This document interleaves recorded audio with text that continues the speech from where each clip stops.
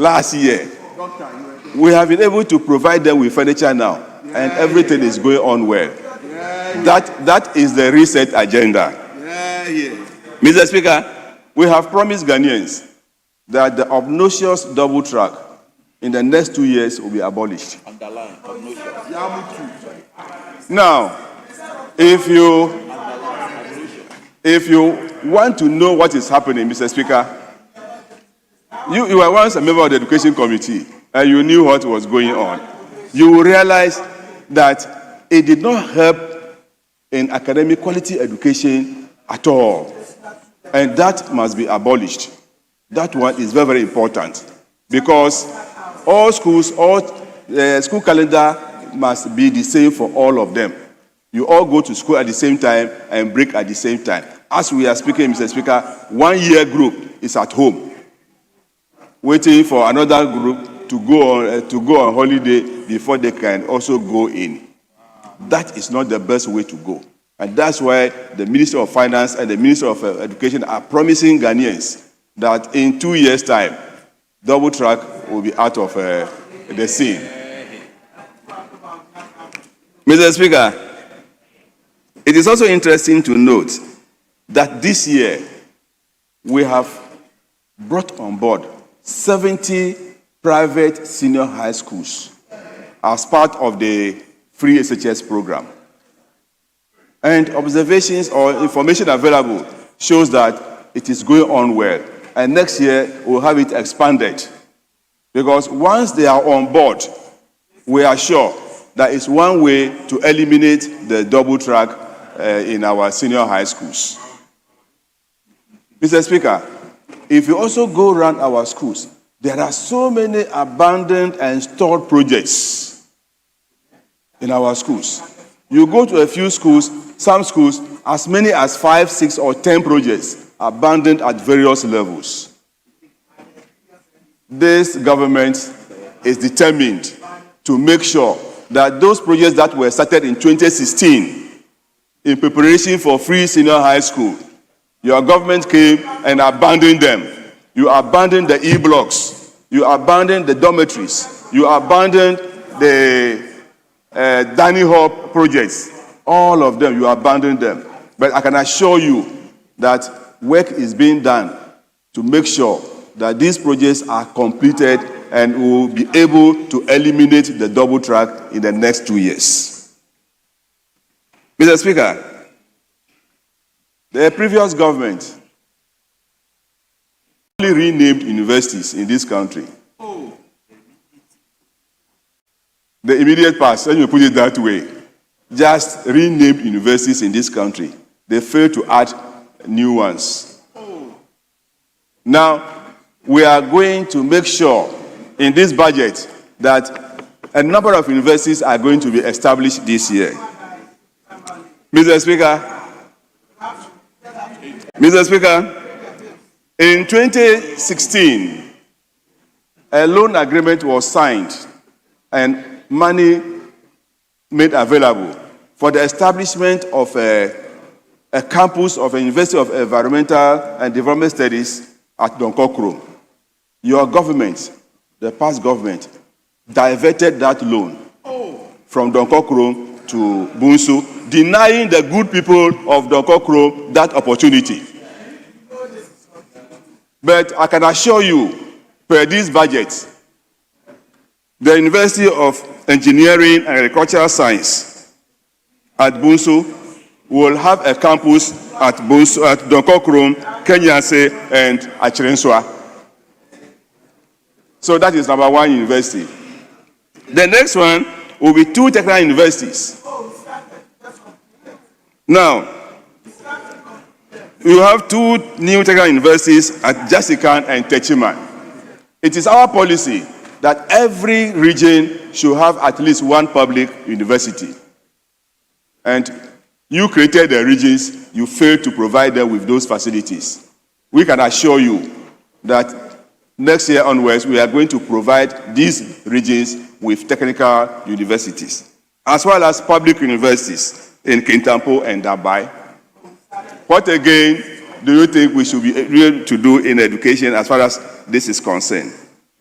Mr. Speaker, it is also on record that PTAs were not given room to operate under the previous government. But as we speak, PTAs have been reinstated. There are no more PAs, Parents Association, but the PTA has been restored. We all know the role PTAs play in the educational development of this country. But why, for 8 years, we have denied them that role that they should play in the development of education in this country. Now they are back, and I'm happy that they have started well, and they will continue to contribute towards provision of quality education in the country. Mr. Speaker, it is also on record that for the first time in about 8-9 years, capitation grant is not in arrears. School authorities need this small amount of money to do some repairs that they have to do or carry out. But what do we see? The monies are in arrears over the years. But all these arrears have been cleared, and we are current on the payment of capitation grants. We assure you that this year and years to come, schools in this country will be what our children should attend. So you will realize that our institutions are now becoming better than they used to be. That culture of silence is no more there. They are making sure that they voice whatever concerns they have. And so what is it? Headmasters are free, they can talk, teachers can talk without intimidation. You see it? So that intimidation level that they suffered is over.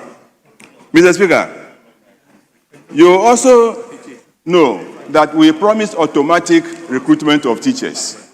Yes, teachers who left colleges in 2013, 2023 and 2024 are still at home.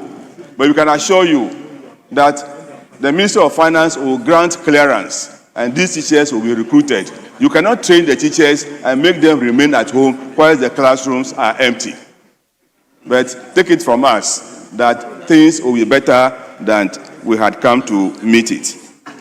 The licensure exam, we have promised to remove it, and it is going to happen because it is being integrated into the curriculum of colleges of education, and that is the way to go.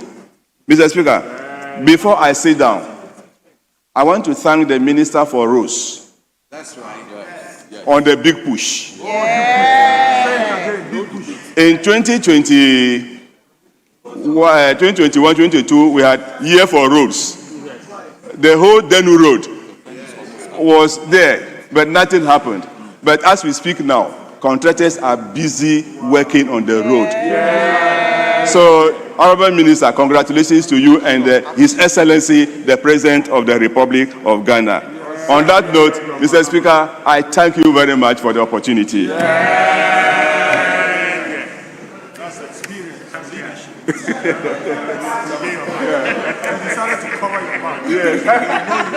Thank you very much. Let me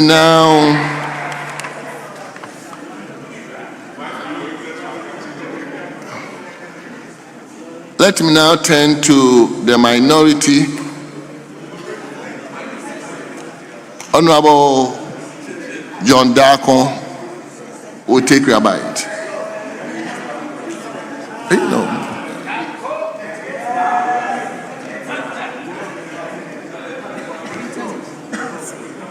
Thank you very much, Mr. Speaker, for the opportunity given to me to comment on the budget estimate, the budget as presented by the Honorable Minister for Finance. But, Mr. Speaker, by way of preliminary comments, I would like to remind the Minister for Education that from what he just said, he's trying to tell the people of Ghana that a double track will end in 2027. Minister for Education is not Deputy here. Minister for Education, Chairman of the Education Committee. Very well. Mr. Speaker, at page 79, paragraph 560 of the budget statement, this is what the Finance Minister told the people of Ghana. He said, and Mr. Speaker, with your permission, I read, he said that, Mr. Speaker, government has expanded the free SHS program to include 70 private schools through the computerized school placing system to eliminate double track system. Ongoing projects in the public SHS will be completed to facilitate a full transition to single track by 2026. So, Chairman of Education Committee, chameleon budget. what you are saying, what you are telling the people of Ghana is completely different from what the Minister for Finance told us. And so you were just misleading this House. The budget is so clear. The Minister for Finance heard it. 2026, and you are here telling us 2027. Who should we believe? Should we believe you or the Minister for Finance and Education? Who do we believe? It looks like this is a confused government. But Mr. Speaker, I will go on. Leader, will you spare us so that the next speaker will address it if there's any is your roommate?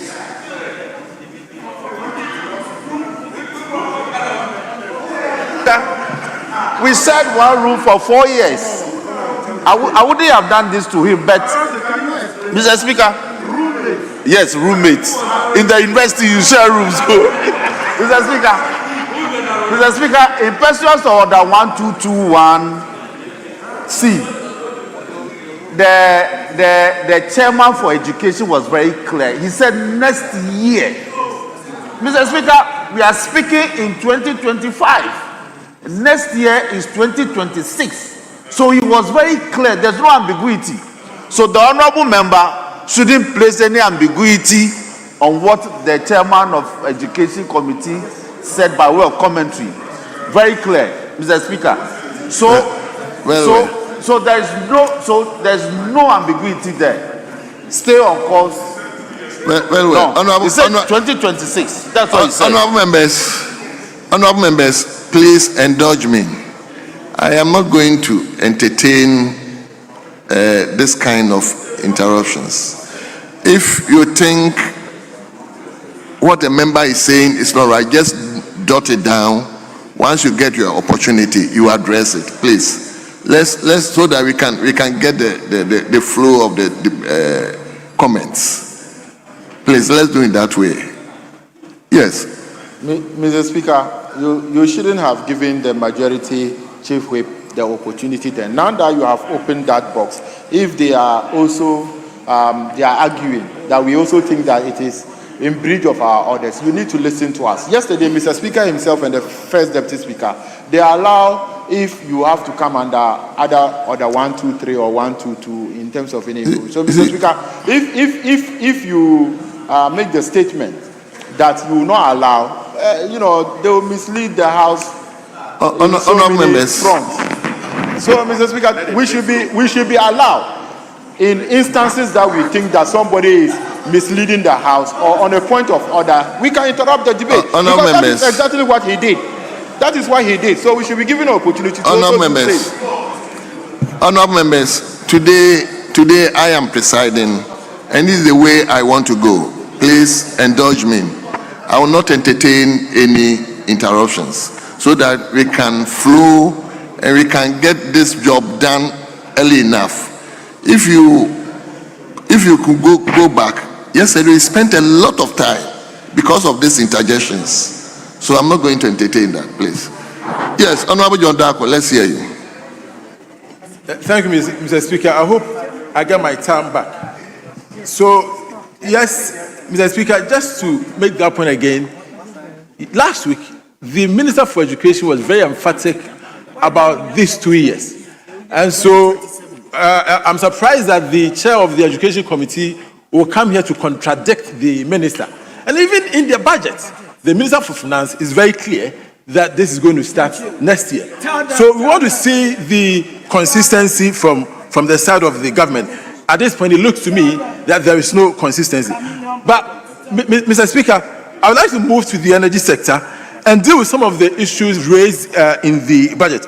Mr. Speaker, with your permission, if I may read paragraph 861, 863, and 864 of the budget as presented.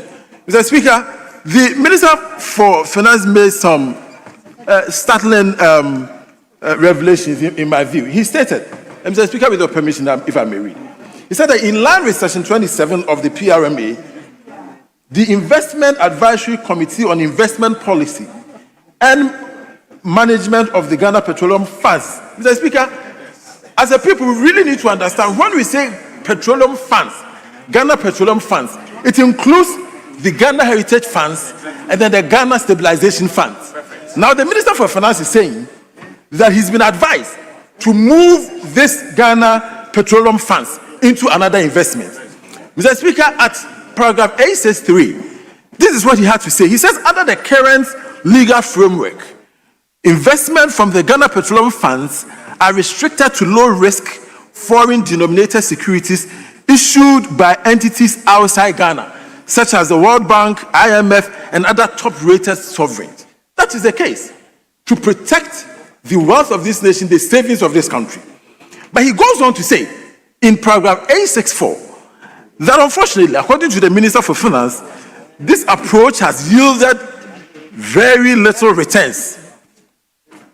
He said that since the establishment of these funds from 2011, total reserves has reached, and Mr. Speaker, when Minister for Finance speaks, we need to listen and listen well. He says the total reserves has reached 1.46 billion.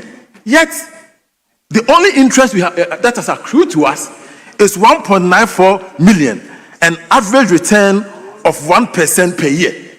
This is what the Minister for Finance is telling the people of Ghana. Yet you go to the Public Interest Accountability Committee report, which receives their report from Bank of Ghana. The money so far, according to page 71 of 2025 PIAC report, which came out in June, it says that, and Mr. Speaker, with your permission, if I may read, page 71 for those who want to refer, page 71 of the PIAC report of 2025. It says, from August 2011 to June 2025, cumulative petroleum receipts distributed sum up to 11 billion. Now, the interesting part here, Mr. Speaker, is that he said, whilst the Ghana Stabilization Fund has received 2.6 billion and Ghana Heritage Fund has received 1.1 billion. Mr. Speaker, the total of what the Ghana Stabilization Fund and then the Ghana Heritage Fund, the total is 3.7 billion. $3.7 billion. Yet, billion dollars. Yet the Minister for Finance is telling the people of Ghana, oh, you want to know? I will tell you. The Minister for Finance is telling the people of Ghana that we have received only 1.94 million.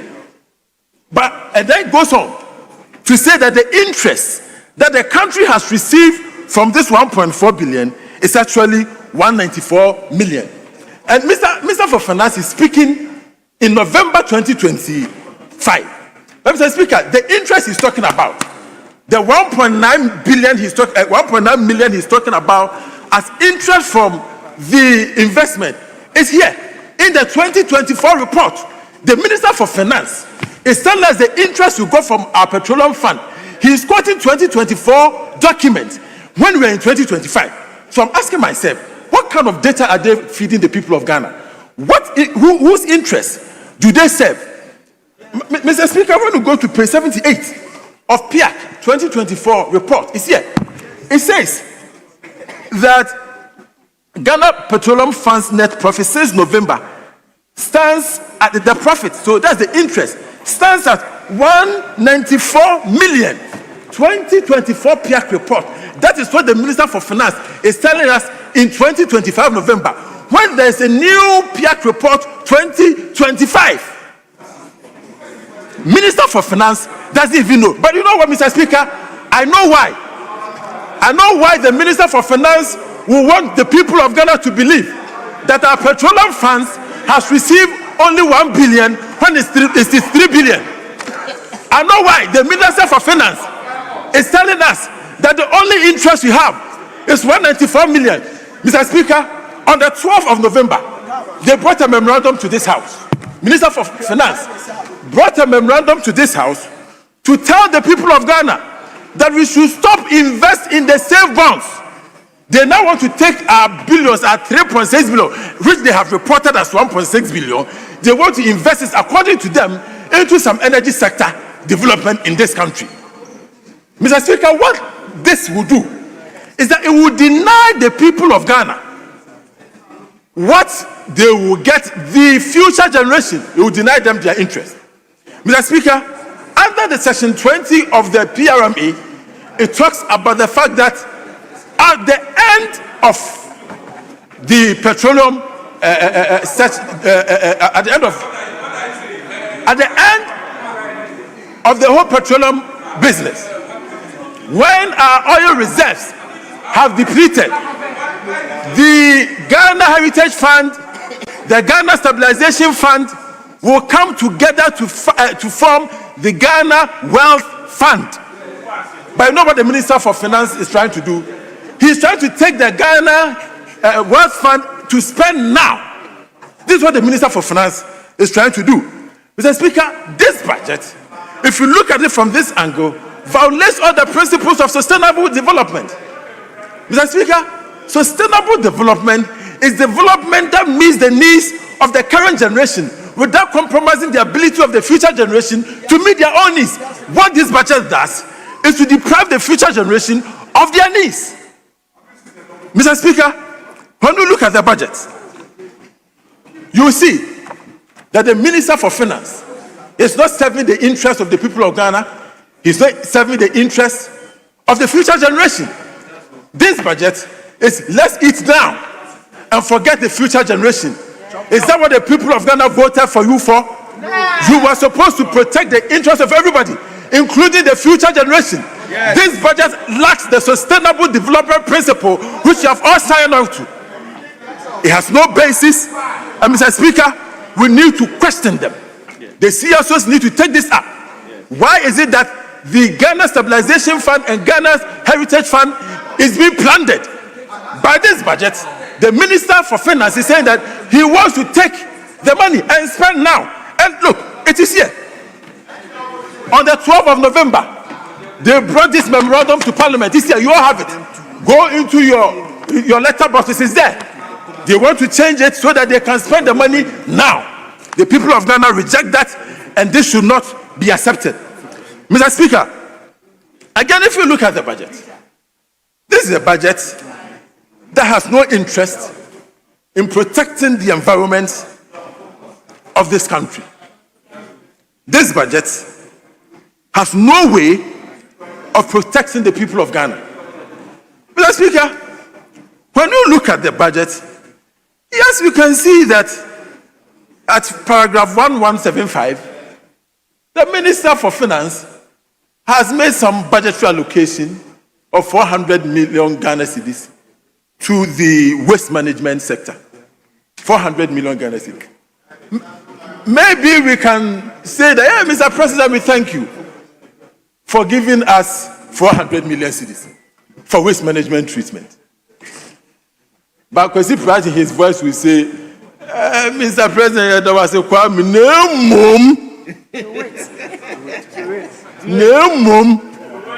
to wait. However, Mr. President, we want to remind you, in 2025, how much have you given to the waste management companies to fight waste in this country? How much have you given to the waste management companies? Mr. Speaker, let me try and read to you a report from professors in Legon, Professor Korte, Professor Texan, Professor Kwame Ajay. Mr. Speaker, in their report, the high cost of improper waste management and poor sanitation in Ghana. Mr. Speaker, they say that poor waste management in Ghana poses a significant public health risk, fueling outbreaks of sanitation-related diseases like cholera, as seen in October. These public health crises lead to premature death and increased absenteeism, ultimately hurting the productivity and economic production. Mr. Speaker, they continue to say that studies have shown that municipal waste management system globally contribute over 200 billion to every economy. Now, Ghana, we don't know how much we get. Mr. Speaker, interestingly, the report says that the WHO says that if you invest $1 in waste management, we get $5 out of it. However, if you look at what we've been doing with our budget, there's no dedicated fund for waste management treatment. Mr. Speaker, the sanitation levy that was introduced has now been repurposed to pay the energy sector debt. Mr. Speaker, we have decided as a country that we do not want to treat waste. As a vice chair of the Environment Science Committee, I find this extremely dangerous that we sit on a time bomb, that our environment is deteriorating, that waste management is not being taken care of. 400 million out of a possible 1.4 billion Ghana cedis is what Mr. President has given to the waste management treatment. I am afraid that if we are not careful, in this country, outbreak of cholera will kill the citizens of this country. So you ask yourself, whose interest do you serve, Mr. President? Mr. Atofosi, whose interest do you serve? Do you serve the interest of foreign companies, those in the oil and gas industry, or you serve the interest of the people of Ghana? This budget, as presented, has no way to help the people of Ghana. This budget, as presented, is not helping us to fight the environmental crisis that is upon us. This budget is empty when it comes to environmental sanitation. 400 million cedis will not do a thing. Honorable John Darko, please the foreign companies. Wind up, please. Mr. Speaker, really. Mr. Speaker, so I thank you very much for giving me this opportunity. But just to reiterate that we should not allow our money to be repurposed. We should not allow these.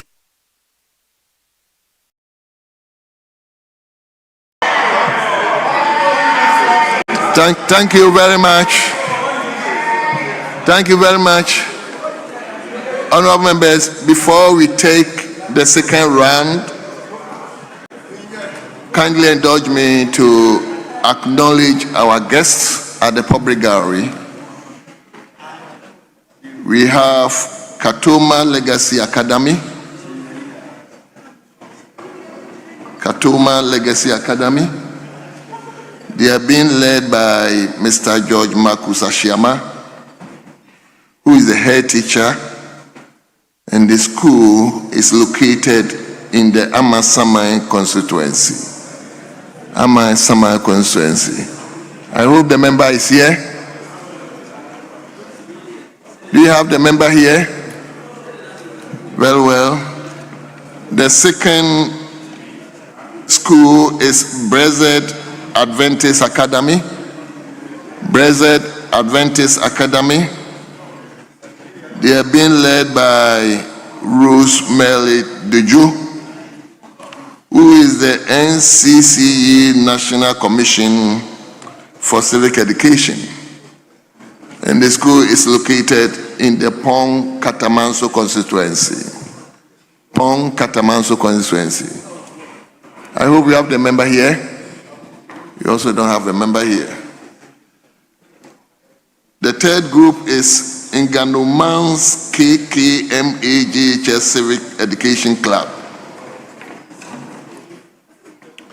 They are being led by Jones Nana Ketu, who is the NCCE, and the school is located in the Pong Katamanso constituency. The fourth group is Sibiase KKMAGHS Civic Education Club, and they are being led by Rita Jane, who is the Social Studies Facilitator And the school, once again, is located in the Pong Katamanso constituency.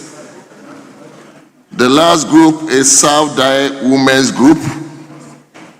South Dai Women's Group.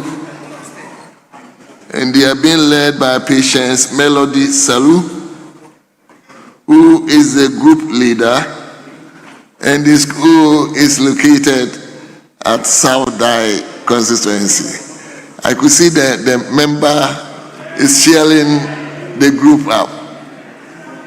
Well, honorable members, on your behalf, I welcome our guests and wish them well. So, honorable guests, we wish you well. The students among you, we ask you to study hard so that tomorrow you take our places when we are not there. Well, we move to, is Collins Hadumako here? Yes, we move to Issa, Honorable Atta Issa. How many minutes? Honorable, you have 15 minutes. We have 10 minutes, sorry. Oh. You have 10 minutes. So your time starts from now. All right. 10 minutes. Thank you so much, Mr. Speaker. Let me use this opportunity to thank the Minister of Finance for presenting the 2026 budget with the team resetting for growth, jobs, and economic transformation. Mr. Speaker, I want to begin by correcting some various erroneous impressions that has been created with regards to the investment earnings from our petroleum revenue. Ghana, in the current legislations, has a 1% rate of return on all our petroleum holdings. For example, the stabilization fund and the heritage funds. The Minister of Finance, having talked about the fiscal rigidities that is confronting us as a nation, has decided to diversify the investment portfolio that would generate a total return of 7%. And I wonder, in what mindset will you describe 1% as good and 7% as bad? Mr. Speaker, let me begin by highlighting some key highlights and strategic vision of the Finance Minister and the government. The total expenditure made by this government in 2026 is expected to be at 302.5 billion, equivalent to about 18.9% of GDP. However, the total projected revenue and grants total an amount of 268.1 billion, that is 18.3% of the prior year revenue. But I want to, for the purposes of education, Speaker, it will be too simplistic to just deduct 302.5 billion from 268.1 billion and claim that is the deficit of government. Speaker, let me use this opportunity to provide some indication.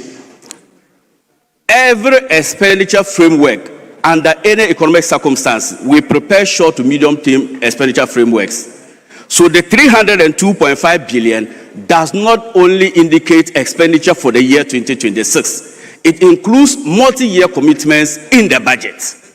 Speaker, the best measure of fiscal consolidation is the primary balance of commitment basis.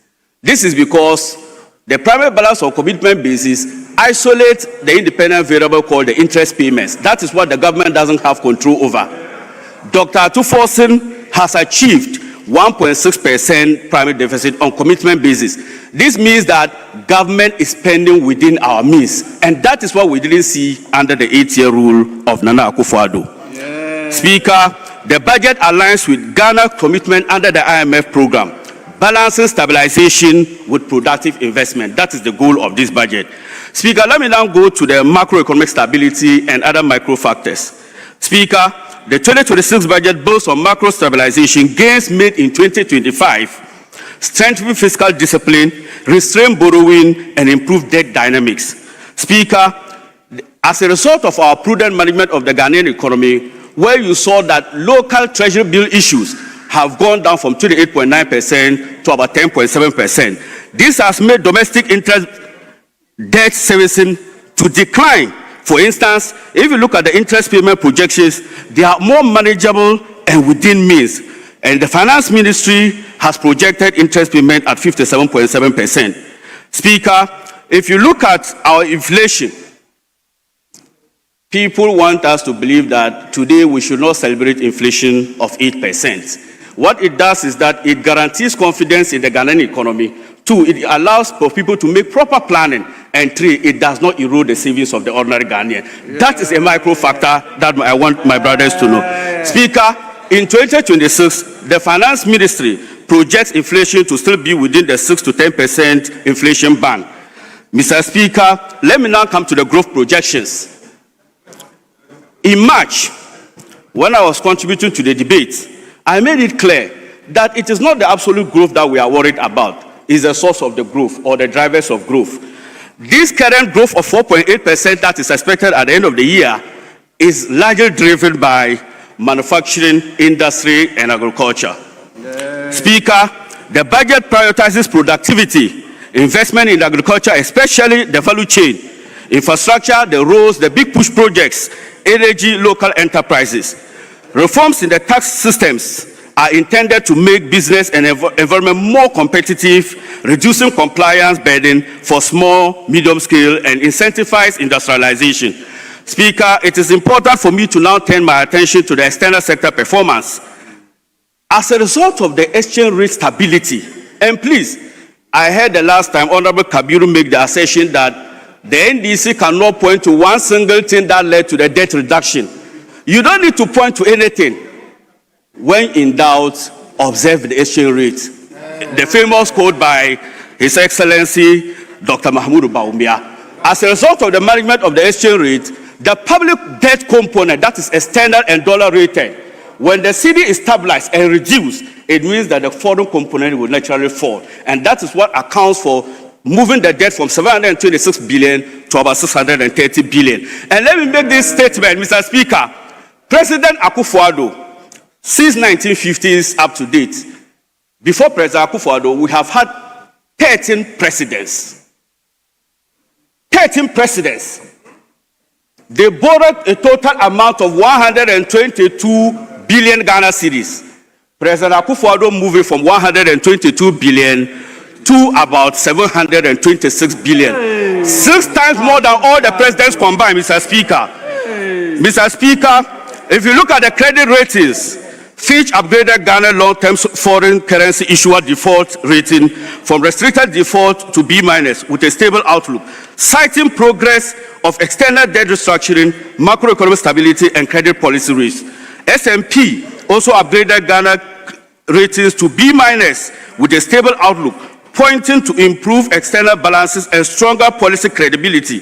Mr. Speaker, I have this to say from a Bloomberg website. The importance of good credit ratings, this is what Bloomberg has to say. These upgrades are not symbolic. They reflect real improvements in Ghana external liquidity, its capacity to save debt, and investor confidence. That is the impact of this thing is making on that. Mr. Speaker, Ghana has successfully restructured about 13.1 billion euro bond debt that they bequeathed to us under the MPP regime. Mr. Speaker, it is important for me to touch basically with infrastructure. The roads minister is here. I am proud to be associated with the NDC government that is committed to spending 30 billion Ghana cedis in the Big Push program. And this will be the largest single-year investment in fiscal infrastructure in recent history. Mr. Speaker, this is not the usual 11,000 kilometers of roads President Akufo-Addo mentioned here. This infrastructure investment we are seeing is linked directly to productive sectors.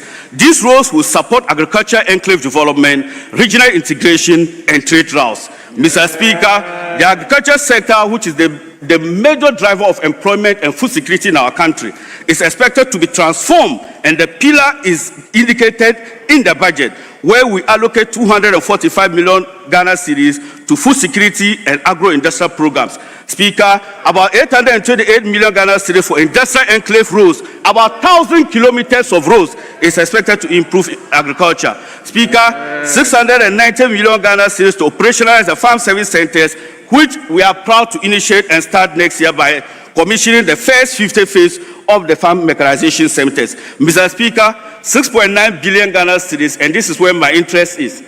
MPP left this country with a total unemployment of 14.7%.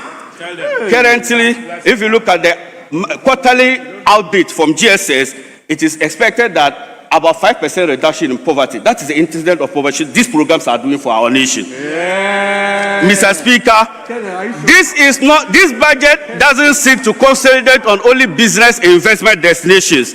We are also mindful of the vulnerable. Mr. Speaker, let me take your attention to social investments and safety nets as contained in the budget. When you look at the livelihood empowerment against poverty, a whopping 1.1 billion Ghana cedis has been allocated to deal with the vulnerable. The Women's Development Bank, about 401 million, apprenticeship and the rest. Finally, I can see my time is running up. What I will say is that the out-10 is out now finally. In the beginning of the year, you say we are just doing projections. Now the out-10 is out. Indicators pound by pound, 2024-2025. GDP growth for 2025 was 5.2%. That was the first 2 quarters. Currently, we are doing 6.3%. Inflation end year was 23.8%, currently at 8%. Debt to GDP ratio of 68.1%, currently 45%. Fiscal deficit of above 3% of GDP, currently 2.8%. Non-oil growth rate, that is 7.8% at your time, and currently we are growing and growing and growing better. I will end my statement, Mr. Speaker, by quoting from a famous playwright, which is, if you watch Game of Thrones before, they will say that Grandmaster Pesal will say that the small council grows smaller and smaller. By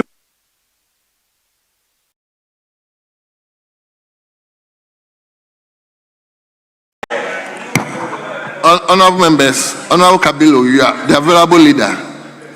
The rules has already been set. I said earlier on that I'm not going to entertain any interjections.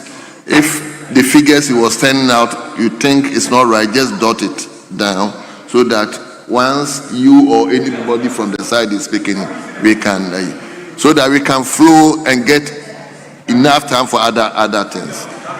So, Mr. Speaker, I'm guided and I will take you from what you said. But when a person's name is mentioned, I think it did not Honorable Kabilo, respectfully. So let me turn to Honorable Collins Admakumensa. Honorable Collins, you are deputy ranking and you have 15 minutes. Well, thank you, Mr. Speaker, for the opportunity to comment on the budget as presented by my very good friend, Dr. Atofosin.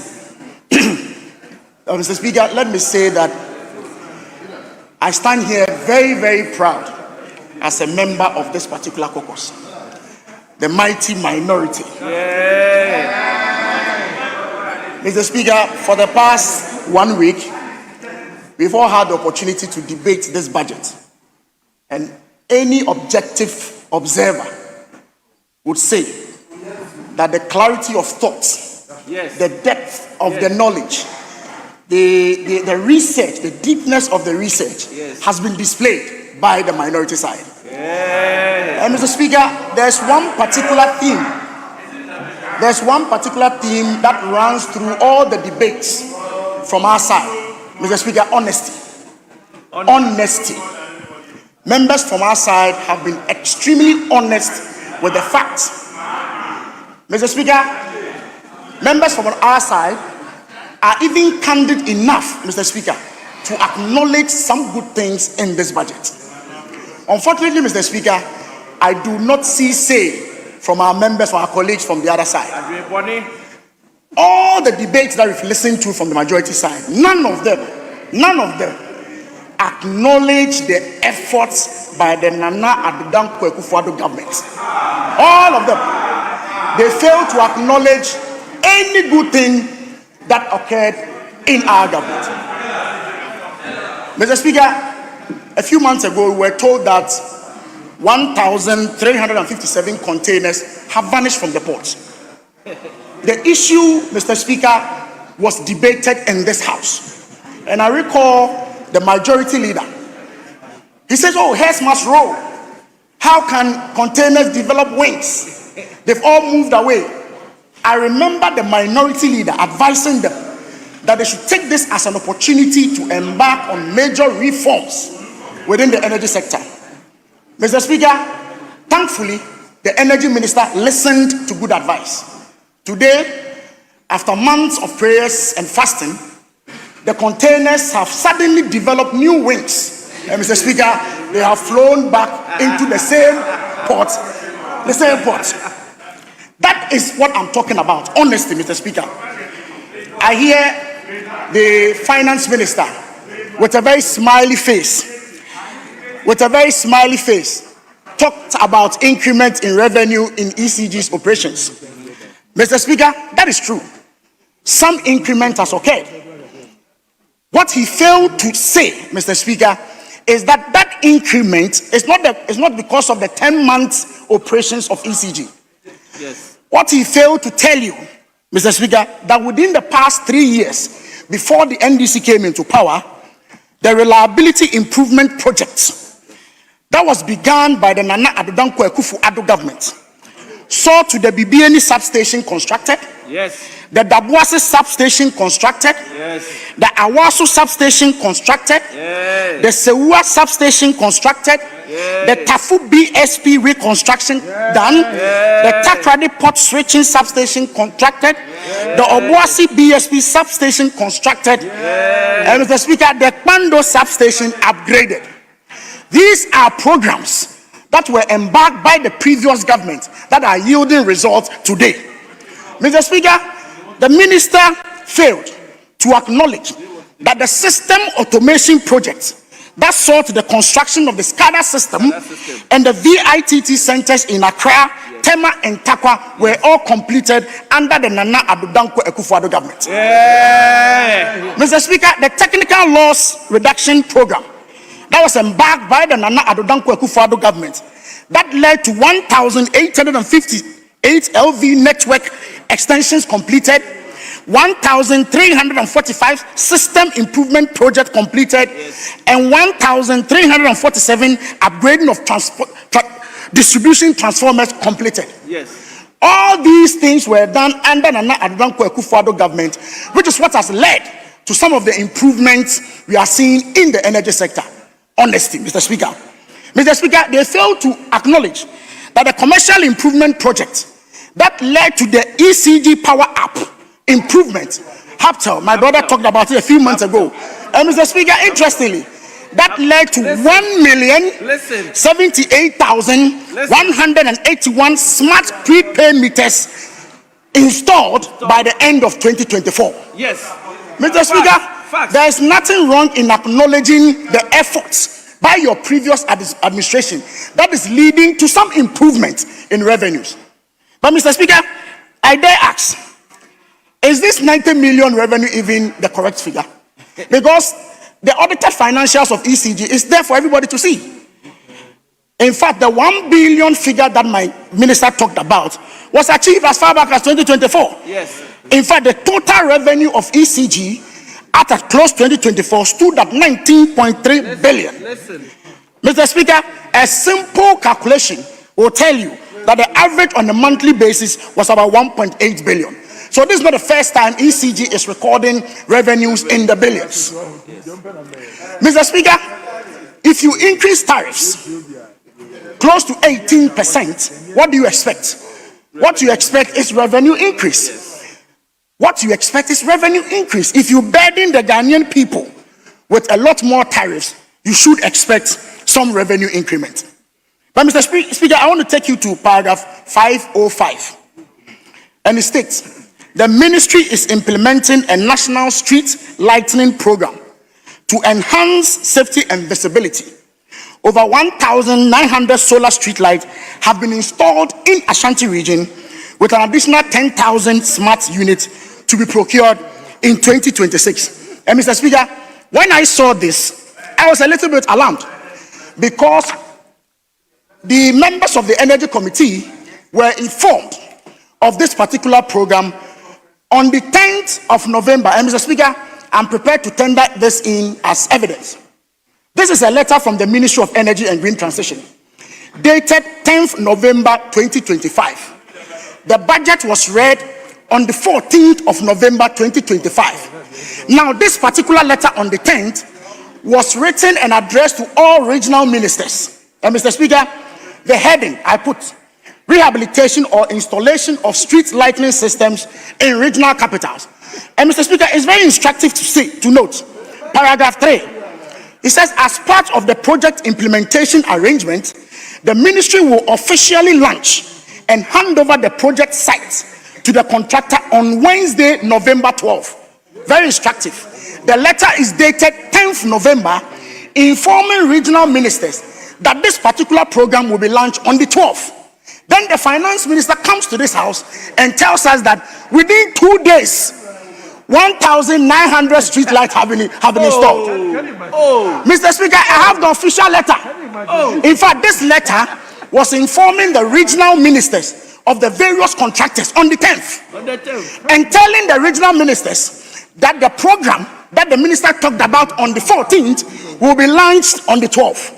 How a program that was launched on the 12th can necessitate or move to construction of 1,900 street lights in Ashanti region just beats my imagination. But Mr. Speaker, what is even more striking is that in this letter, the quantity to be installed per region is attached. And Mr. Speaker, I have it here. He says Ashanti region has received 1,900. Mr. Speaker, the letter from the ministry to all the various regional ministers, Ashanti region is entitled to only 800. 800. Ashanti region is entitled to only 800. How 800 suddenly moved to 1,900 within 2 days? It's only the minister who can explain to us. Mr. Speaker, I want you to also go to paragraph 507. Mr. Speaker, paragraph 507, with your permission. He says, under the National Electrification Scheme, 117 communities have been connected to the grid, raising national electricity access, Mr. Speaker, to 89%. Government will expand this coverage through a 10-key implementation model targeting full national electrification within 5 years. Now, Mr. Speaker, this is quoted in the 2026 budget that the minister intends to connect 117 communities in order for the electricity access to get to 89%. But Mr. Speaker, ironically, Mr. Speaker, if you go to the 2025 budget, which was presented by the same minister, Mr. Speaker, on paragraph 568, the 2025 budget, the statement reads, and Mr. Speaker, with your permission, Mr. Speaker, the Ministry of Energy and Green Transition is committed to achieve universal access to electricity. Under the Rural Electrification Program, a total of 276 communities were connected to the national grid in 2024. That's the catchword. Increasing the national electricity access rate from 88.95% in 2023 to 89.03% in 2024. Mr. Speaker, I can tell you that the figure that the minister talked about, that they are now going to get to 89%, the Nana Addo Dankwa Akufo-Addo government by 2024 had already reached 89%. And I'm not the one saying it, Mr. Speaker. It is in their own budget, the 2025 budget. They had already acknowledged that the Nana Addo Dankwa Akufo-Addo government had already reached 89%. In fact, in the 2025 budget, they promised to move that 89% to 90%. Which is the universal access rate. So they should just acknowledge. That is why I talked about honesty. Honesty. Mr. Speaker, they should be candid enough to accept that the Nana Addo Dankwa Akufo-Addo achieved a lot. Now, Mr. Speaker, let me come to the IPP renegotiations. Mr. Speaker, the minister talked about some savings within IPP renegotiations. Mr. Speaker, it's interesting. First of all, I want to thank the minister for now accepting that the contract that they signed between 2012 and 2016 needs some improvement. This is exactly the point we made about take or pay. Indeed, the Nana Addo Dankwa Akufo-Addo government was saddled with about $600 million a month in debt because of these IPPs. Mr. Speaker, the question is, who renegotiates a good deal? If it's a good deal, why do you renegotiate? If it is a good deal, why do you renegotiate? You cannot cause the problem, take plans to reverse it, and want us to give you credit for that. No. Mr. Speaker, it will not happen. In fact, Mr. Speaker, if you look at Senate, it was signed in 2013, Sano Asogli 2014, Car Power 2014, BX Solar 2014, all these IPPs were signed under their time. If today you want to renegotiate a bad deal, just be honest. Be honest and acknowledge that you did a bad job. You did a bad job, and now you want to reverse it. But Mr. Speaker, I want to conclude. 2 minutes. I want to conclude and say, we from our side, we are not going to be a destructive minority. No. We are always prepared, Mr. Speaker, to critique when necessary and profess solutions when necessary. And in all these debates, Mr. Speaker, everybody has seen that the mighty minority, the mighty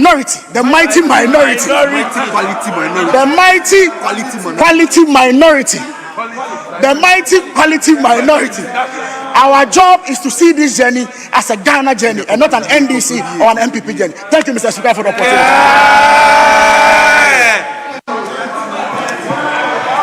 Thank you very much. Honorable members, we will take the third round, and after the third round, we will pause and complete the VAT bill, then we come back. That is the agreement we reach before we reach in the precedent here we reach. So we take the third round, and I'll call on Honorable Emmanuel Bejura. Honorable, hold on. Mr. Speaker, leader. Yes, I wasn't at conclave and my colleague has briefed me. And like you rightly said, we'll have a break and take this VAT bill. Mr. Speaker, my understanding was that we're going to have some form of winnowing on this VAT in view of some of the issues that cropped up yesterday. I have not seen such move.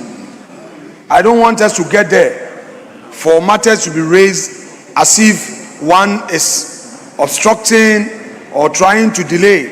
Sometimes such impression is created, and I don't like it. Mr. Speaker, we have been in government before. Our job as minorities is to support government when it comes to certain key policies for the governance of the country. That we commit. But Mr. Speaker, this VAT bill in its present form and shape, we would be hurting our country and the business community if we watch unconcerned and say we are going to pass it. Colleagues, no. Let's take our time. My respected friend, Dafia Mekpo, has been leading the winnowing. I would want to avail myself and that of my colleagues, Dr. Kabiru and Buamanyako and others, for us to sit. Honorable Deputy Minister, there is no rush. There is no rush. You have up to the end of the month, December, to get your appropriation and other things through. Let's not rush. Let's sit down. When you were in opposition, you called for broader consultation and consensus building. It's not a numbers game when it comes to bill, and you are going to impose tax. So please, let's not rush. Let's consult, let's discuss, and look at the teaching issues, and not to introduce this and you want to rush it in clause 1, clause 2, and say third reading is passed. It will not pass. We're telling you.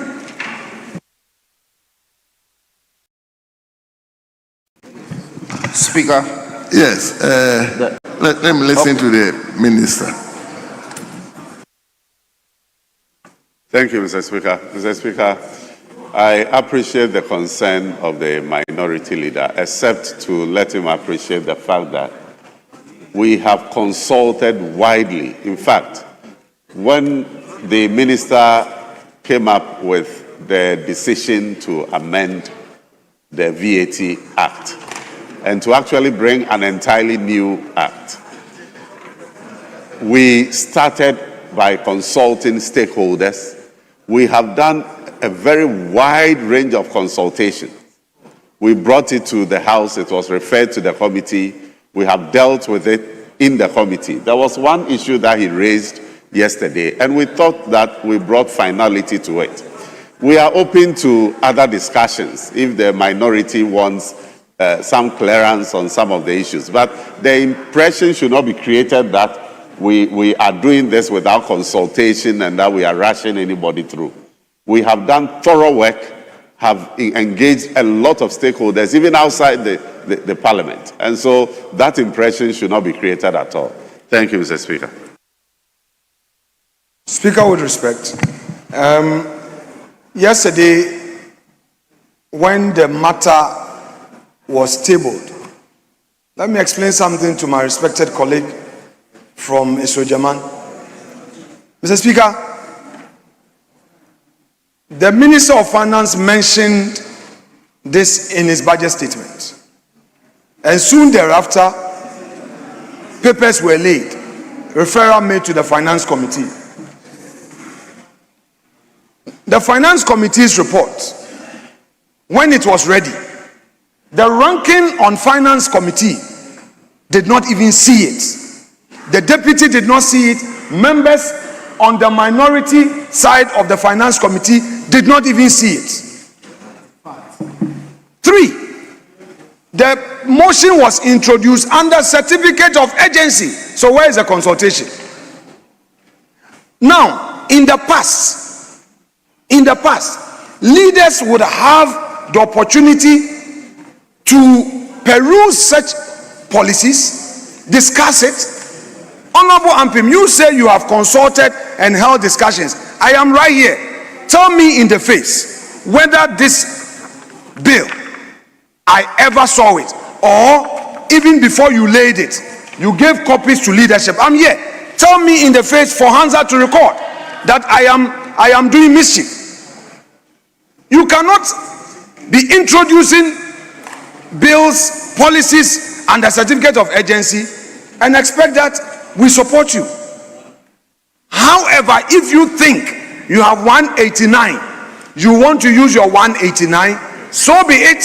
You can get your 189 in this chamber, not less, meet the constitutional threshold, and do what you want to do. Let the people of Ghana see what you are doing.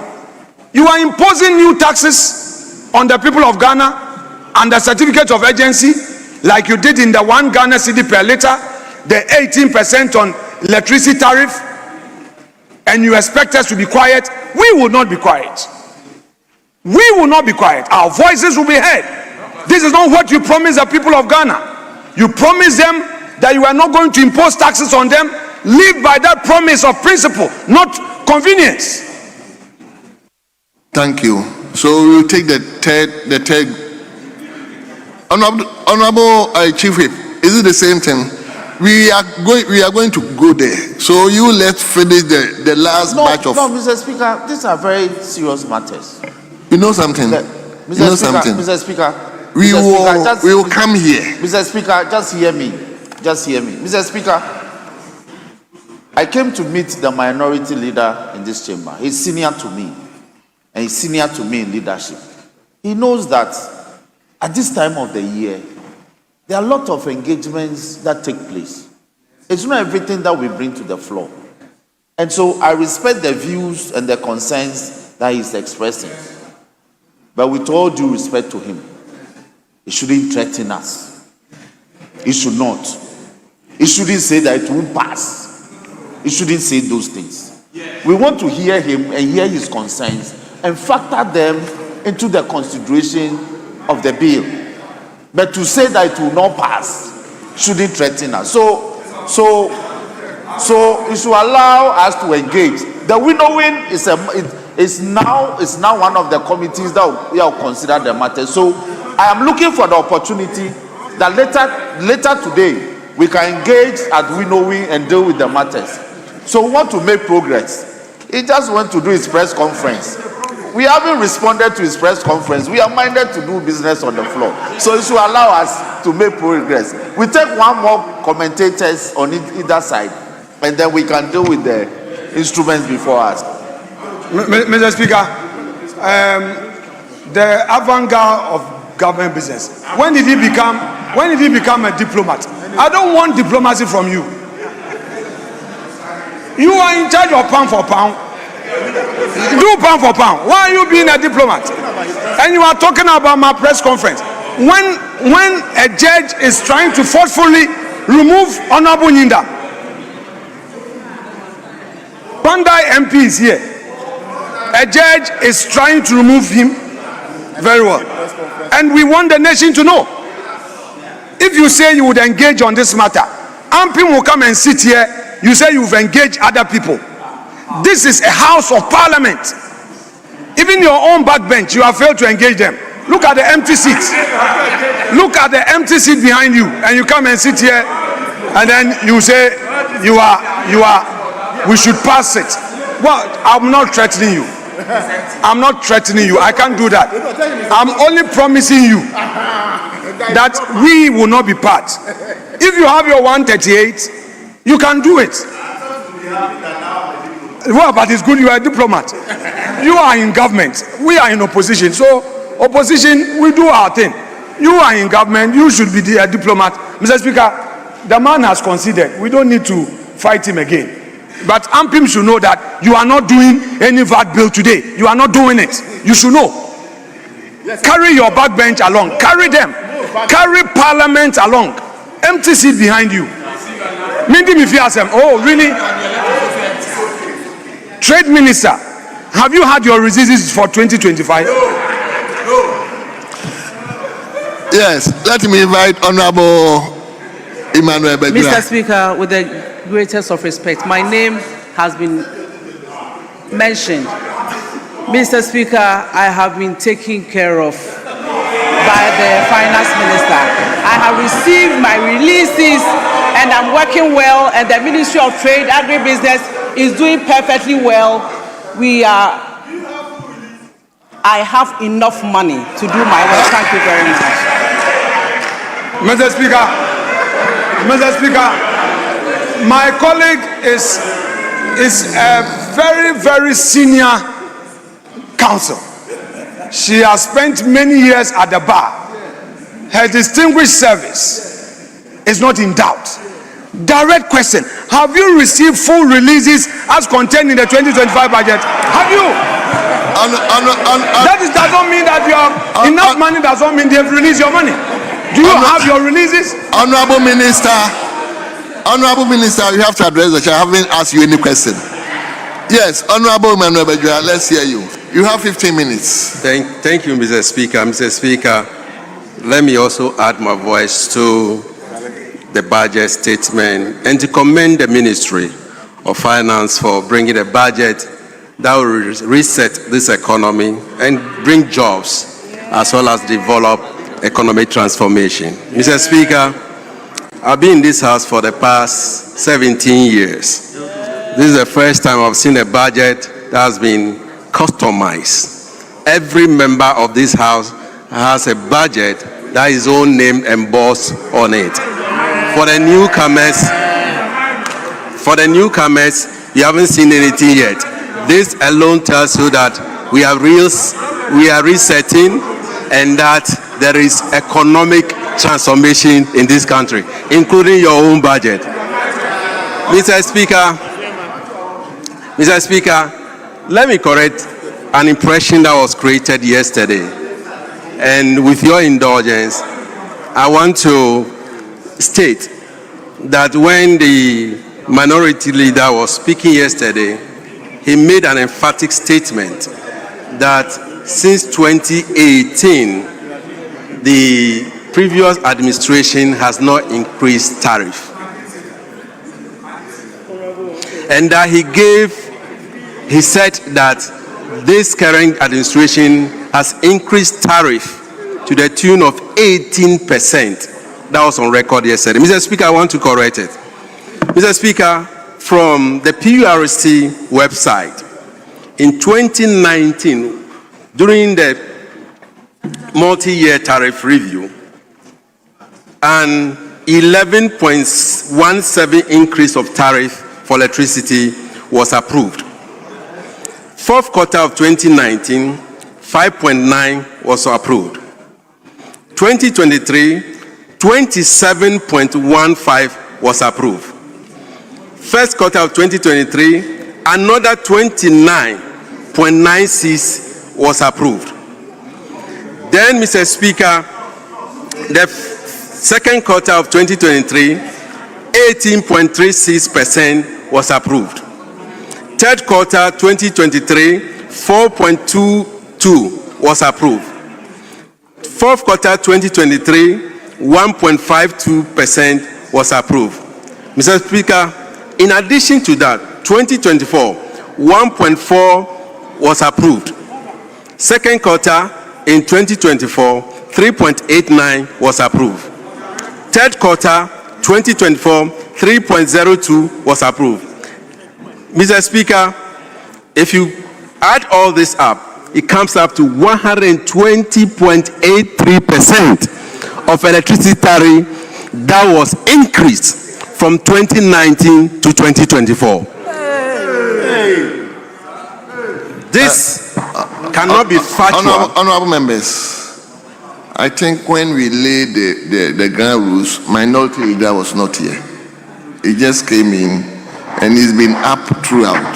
But the ground rules was made clearly that we may not allow this interjection. So that's why I'm begging.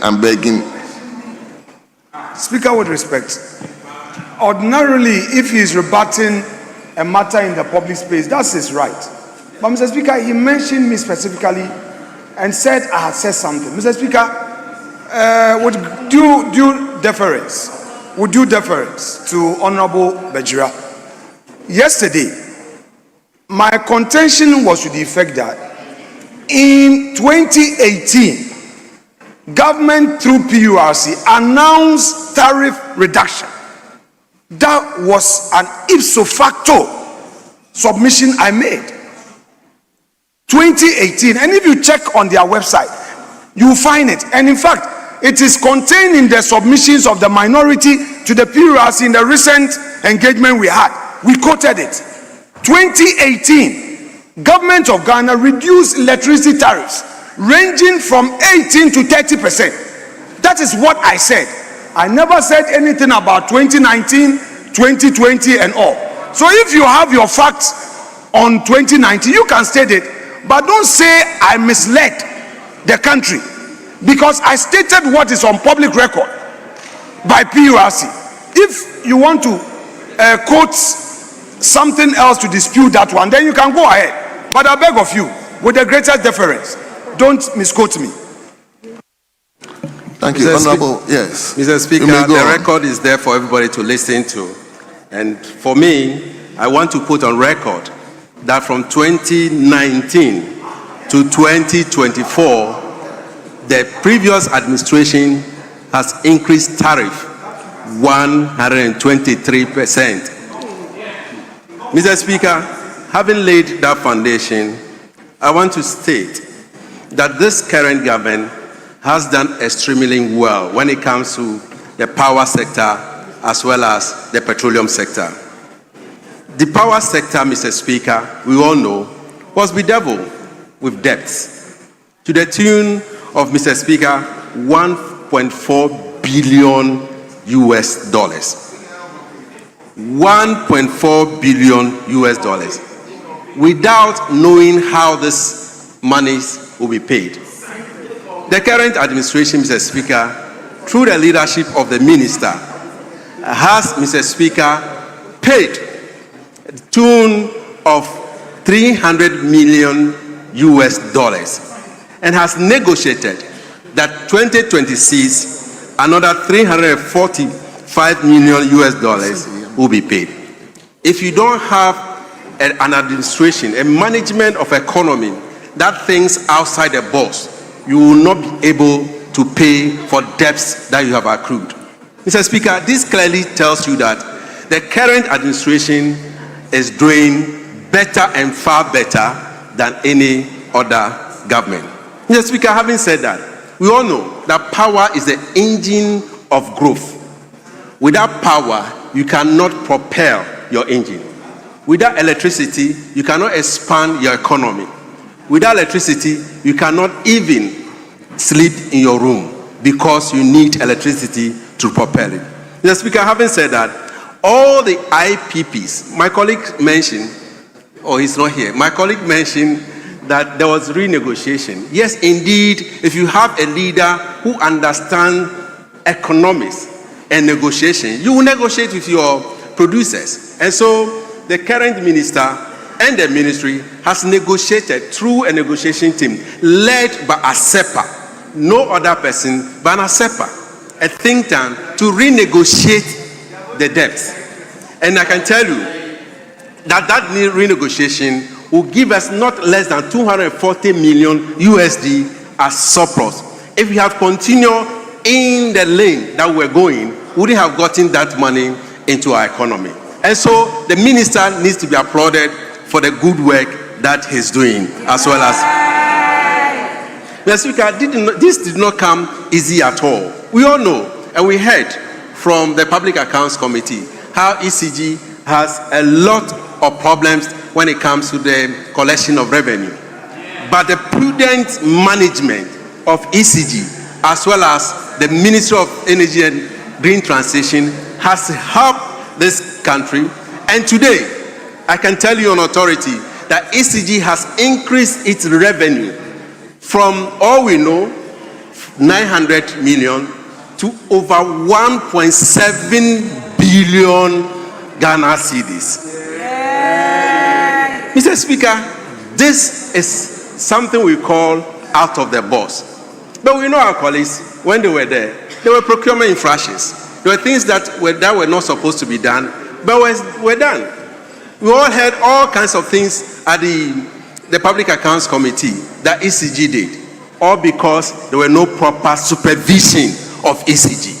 Today, we have a proper supervisors of ECG. And ECG is doing everything in their power to make sure that power stays, light stays in our lights, in our lights. Mr. Speaker, when we came to power at the transition meeting, we were told that if we are not careful, there will be power outages, during the year.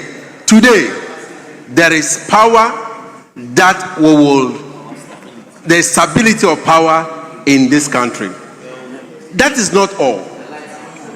Apart from the lights being on, Mr. Speaker, there is also, if you are a manager that thinks outside the box, that plans effectively, you will also know that you need to plan for tomorrow.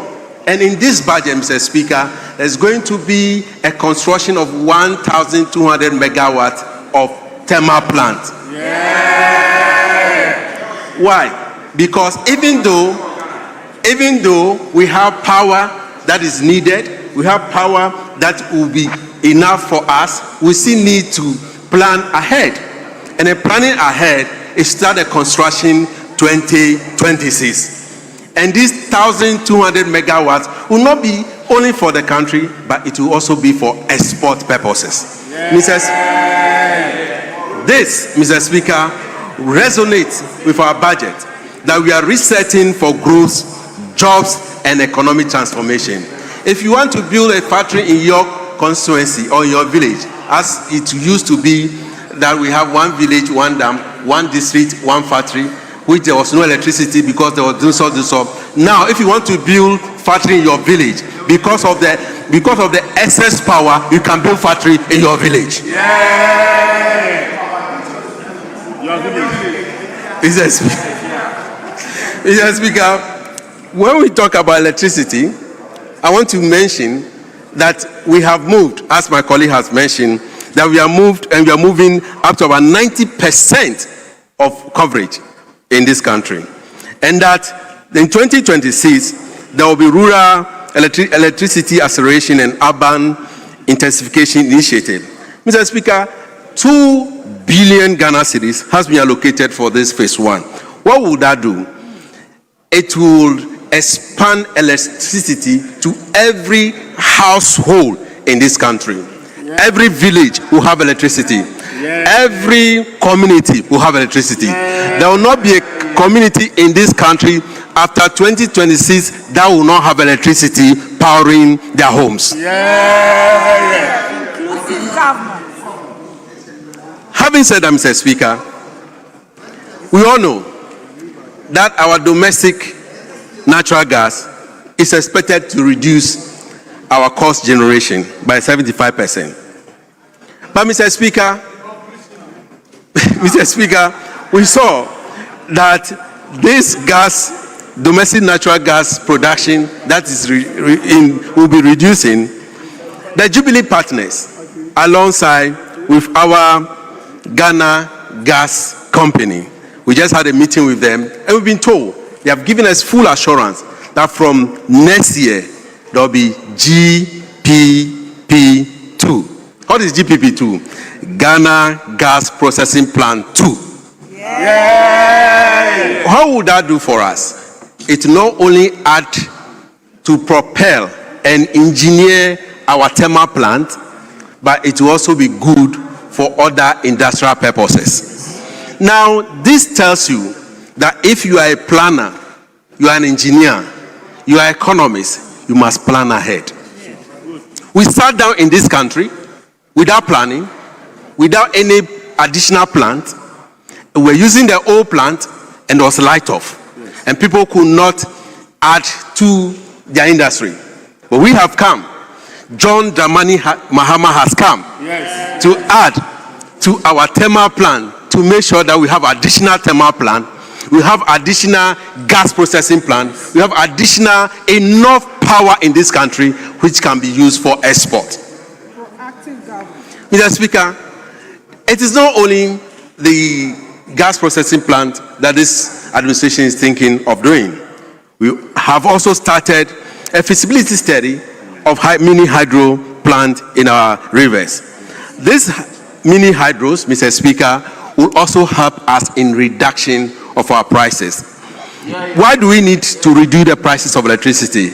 We all know that within the sub-region, our electricity tariff is the highest. And so when you have gas on stream, you have thermal, you have hydro coming on board, your electricity bill will come down. And industries will also be effective.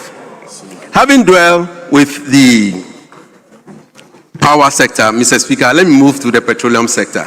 Mr. Speaker, the petroleum sector, we all know, has a lot of issues, problem. We initially inherited 76.22 per barrel of oil. And Mr. Speaker, that will not help us in this country.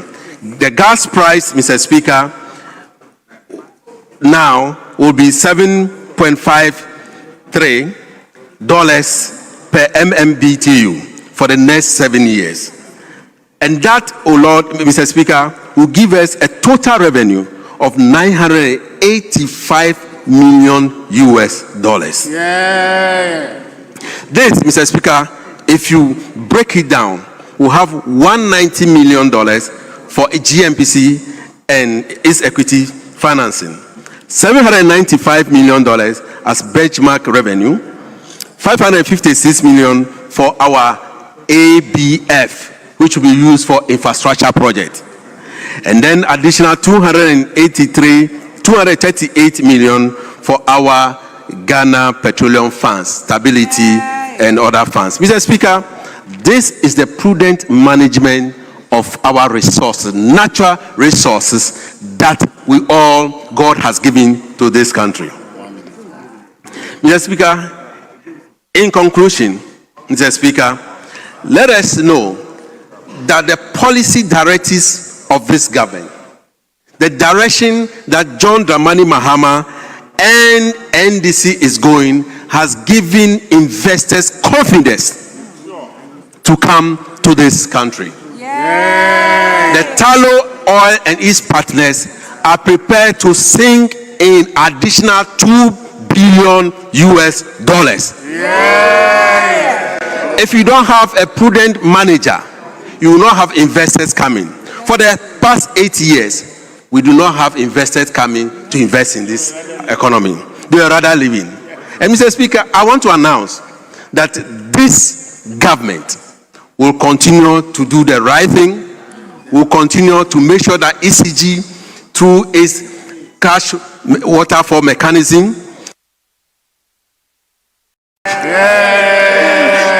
will continue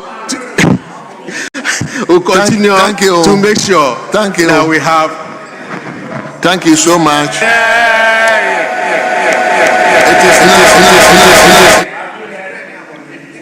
It's now the 10. Yes.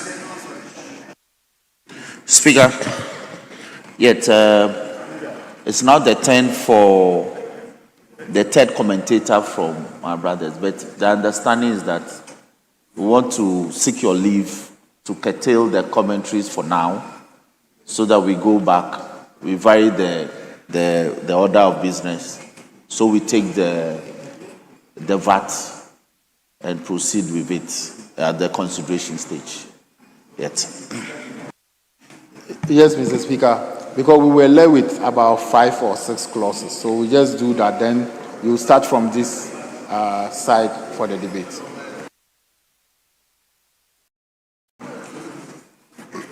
Well, honorable members, let's turn to page 9. Page 9, item listed 19. Value added tax bill 2025 at the consideration stage. Do you have the copy? No. What grocery? Your grocery.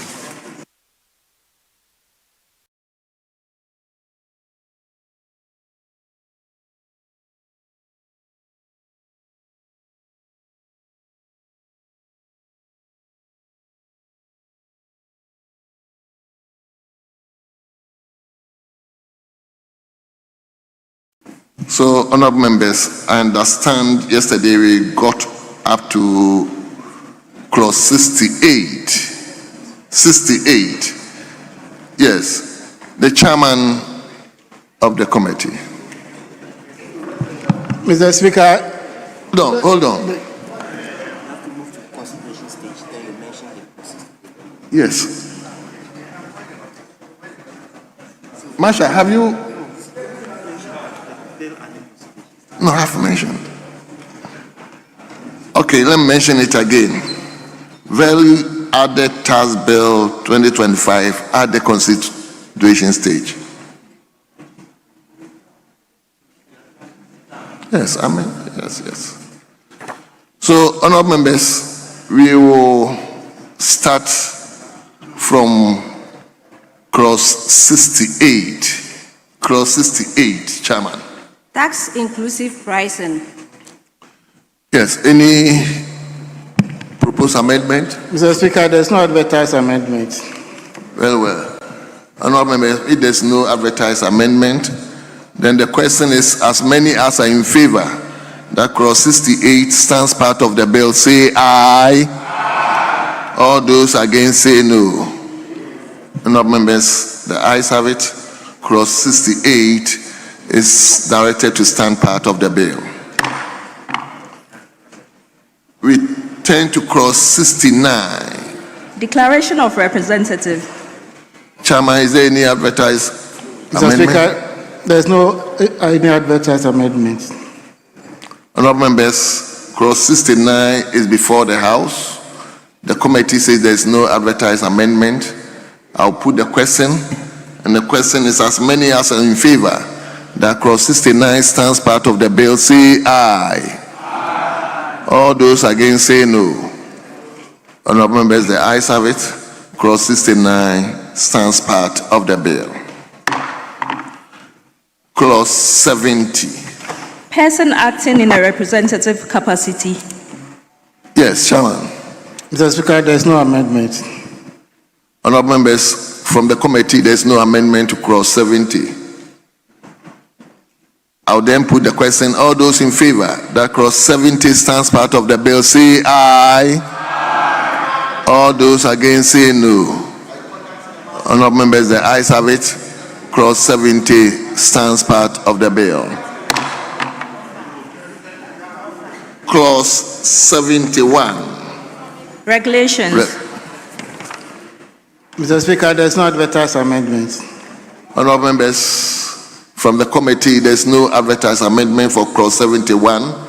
And the question is, as many as are in favor that clause 71 stands part of the bill, say aye. Aye. All those against, say no. Honorable members, the ayes have it. Clause 71 stands part of the bill. Clause 72. Interpretation. Yes, Chairman. There is no amendment. Honorable members, from the committee, there is no advertised amendment. Yes, I can see the member for Asante Achem Central.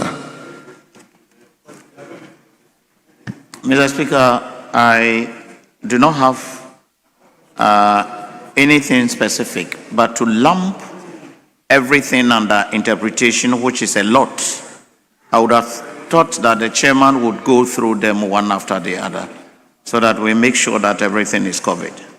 But if he's satisfied beyond whatever doubt, then we may go ahead. But it's a lot.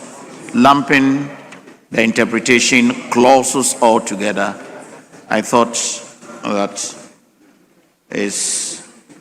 Chairman, did you hear the senior? He's been the senior legislator. So he is advocating or advising that even though he doesn't have any issue, but he will have thought that since it is so many sub-clauses, we could have taken them one by one. Anyway, let me hear. Mr. Speaker, the chairman has been, the Honorable Anyubedu has been my long-standing chairman of the Constitutional League, and I served under him.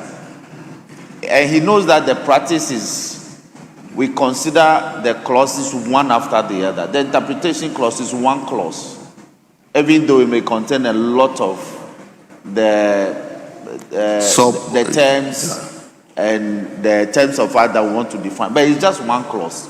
So we cannot take them the terms as defined one after the other. That's the practice that we adopted in this house. Well. If he has an issue with one of the interpretations contained in there, he can raise it. But once there's no issue, it has to be taken en bloc as one clause. Yes, Honorable Habib. Mr. Speaker, the chairman of the Forces of Darkness from the majority side. Mr. Speaker, the majority chief whip, that's your senior at the bar. So if you want to put something, we should do it in bulk. We agree and we move ahead. But stop speaking as if what you are saying is legal and what he is saying is not. He's 15 years more at the bar than you. You are just well. Thank you very much. You are struggling 15 years or 16 years. Yes, Honorable Deputy Minister for Finance. Thank you, Mr. Speaker. Mr. Speaker, the chairman of the darkness of Forces of Darkness on the other side just wanted us to hear his voice. But, Mr. Speaker, we started the consideration yesterday. And even yesterday, because there are no amendments, we thought that those that were short could have been taken together, but we were told that strictly it must go one clause after the other. And so we believe, and the committee has done a good job already, so we believe that we are good to go. Thank you, Mr. Speaker. Very well. So, honorable members, the question is, as many as are in favor that clause 72 stands part of the bill, say aye. All those against say no. Honorable members, the ayes have it. Clause 72 stands part of the bill.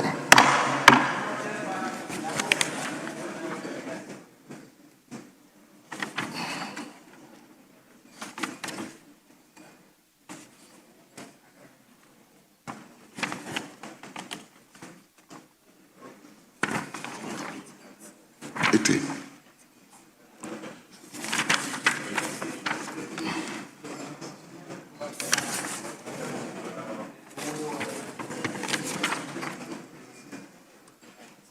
Very well. So we turn to page 88 of the bill. That is clause 73. Repeal and savings. Yeah, Chairman. Mr. Speaker, there is no advertised amendment. Honorable members, from the committee, there is no advertised amendment. I'll then put the question. As many as are in favor that clause 73 stands part of the bill, say aye. All those against say no. Honorable members, the ayes have it. Clause 73 stands part of the bill. Now, clause 74. Transitional provisions. Yes, Chairman. Mr. Speaker, there is no amendment. Honorable members, from the committee, there is no amendment or proposed amendment to clause 74. The question is, as many as are in favor that clause 74 stands part of the bill, say aye. All those against say no. Honorable members, the ayes have it. Clause 74 is directed to stand part of the bill. Clause 75. Commencement. Yes, Chairman. Mr. Speaker, there is no advertised amendment. Yes, honorable members, clause 75, the chairman is saying there is no advertised amendment. I'll put the question, and question is, all those in favor that clause 75 stands part of the bill, say aye. All those against say no. Honorable members, the ayes have it. Clause 75 stands part of the bill.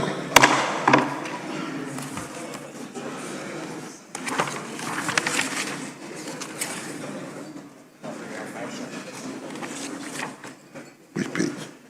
Page 9.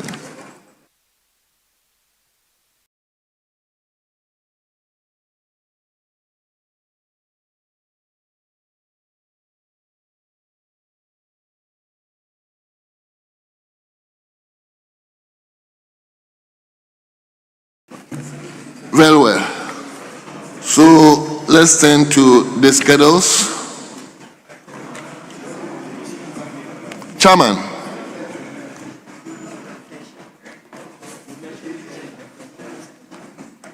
So the schedule will start with first schedule. Exempt supplies. Yes. Mr. Speaker, there is no advertised amendment.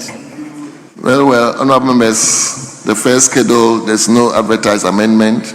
The question is, all those in favor that the first schedule stands part of the bill, say aye. All those against say no. Honorable members, the ayes have it. The first schedule stands part of the bill. The second schedule. Zero rated supplies. Mr. Speaker, there is no advertised amendment. Honorable members, there's no advertised amendment on the second schedule. The question is, all those in favor that the second schedule stands part of the bill, say aye. All those against say no. Honorable members, the ayes have it. The second schedule stands part of the bill. The third schedule. Relief supplies. Mr. Speaker, there is no advertised amendment. Honorable members, there is no advertised amendment on the third schedule. And the question is, as many as are in favor that the third schedule stands part of the bill, say aye. All those against say no. Honorable members, the ayes have it. The third schedule is directed to stand part of the bill. The fourth schedule. Tax credit note and tax debit note. Yes, Chairman. Mr. Speaker, there is no advertised amendment. Honorable members, there's no proposed amendment according to the committee. So the question is, as many as are in favor that the fourth schedule stands part of the bill, say aye. All those against say no. Honourable members, the ayes have it. The fourth schedule stands part of the bill. Final, the fifth schedule, Chairman. Apportionment of input tax. Yes, Chairman. Mr. Speaker, there's no advertised amendment. Honourable members, there's no advertised amendment for the fifth schedule. So all those in favor that the fifth schedule stands part of the bill, say aye. Aye. All those against say no. Honourable members, the ayes have it. The fifth schedule is directed to stand part of the bill.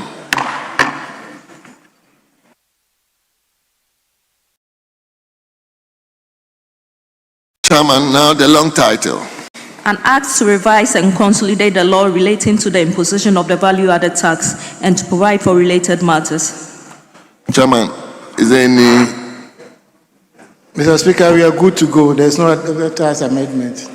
Honourable members, the long title of the bill, according to the chairman, is that we are free to go. There's no advertised amendment. So the question is, as many as are in favor that the long title stands part of the bill, say aye. Aye. All those against say no. Honourable members, the ayes have it. The long title is directed to stand part of the bill. We now come to the end of the consideration.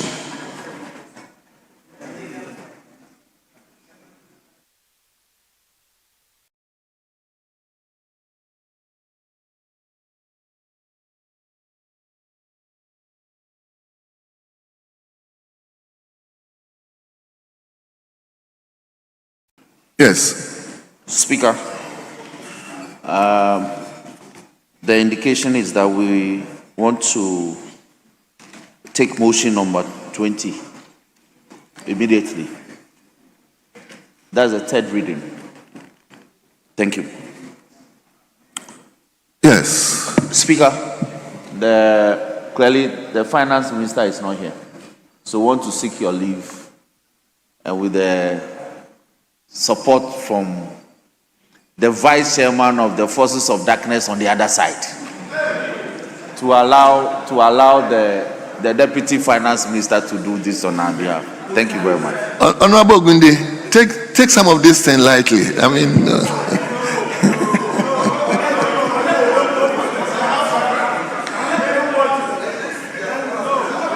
well, that is true. That is true. That is true. So, records, please expunge those words, please. I think that is right. We don't have to have this thing. Mr. Speaker, where was Ogunde when my brother referred to me as the chairman of the forces of darkness? The directive is that all those words be expunged. Mr. Speaker, but including the one which was said to you. No, but Mr. Speaker, that is the cliche for the whips. It's not unparliamentary. It's actually a parliamentary term for the whips. So when Habib said so, he said so in context. I didn't take any offense. And we refer to each other convivially so. Well, it's a convivial term that we use, so it's fine. well, the directive has already been given. Records, please, let's take them out. Yes. Mr. Speaker, as much as we don't have any problem with motion number 20 being moved, except that the majority chief whip did not tell us the whereabouts the minister and why the deputy minister need to do so. Mr. Speaker, the minister is imposing taxes and he's going to collect money from people. And why is it that he's not in the chamber, then he wants his deputy to move it? So you must give better explanation as to the whereabouts of the minister when he wants to put burden on Ghanaians. We will not allow the deputy minister to do it. Mr. Speaker, the Constitution defines a deputy minister as Minister of State. The Constitution defines a deputy minister as Minister of State. My brother knows that originally, the leaders were to have concluded the debate this afternoon. So the finance minister has been preparing to come and give his concluding remarks when they do so. But because of the change in time, he had to adjust some other meetings. So he will be here. He's a member, he's been a leader of this house. And he's a member of the house. So far, the businesses have been ably conducted by his deputy. I don't think it's a problem. Habib just want to be... I fear to use the term because he will litigate it further. So he should permit the deputy to take this one on his behalf. I thank you. And we welcome the minority leader. Minority leader, you are welcome. Yes, Honorable Deputy Minister. The leave is granted. Mr. Speaker, the majority chief whip is of the view that the deputy minister is a minister of state. Mr. Speaker, check the order paper today. It says Minister for Finance. It does not say a deputy minister for finance. So if you are making an application for us to agree, do so, but don't say it's within your rights. Well. So, Deputy Minister. Mr. Speaker, we agreed that we allow the clause by clause. I want to act by what we've all agreed upon. Mr. Speaker, let's have the 48-hour rule and then do the third reading. We cannot be doing this to ourselves. Please, honorable colleagues, we've not even closed the debate. There's no rush. Take it easy. Please.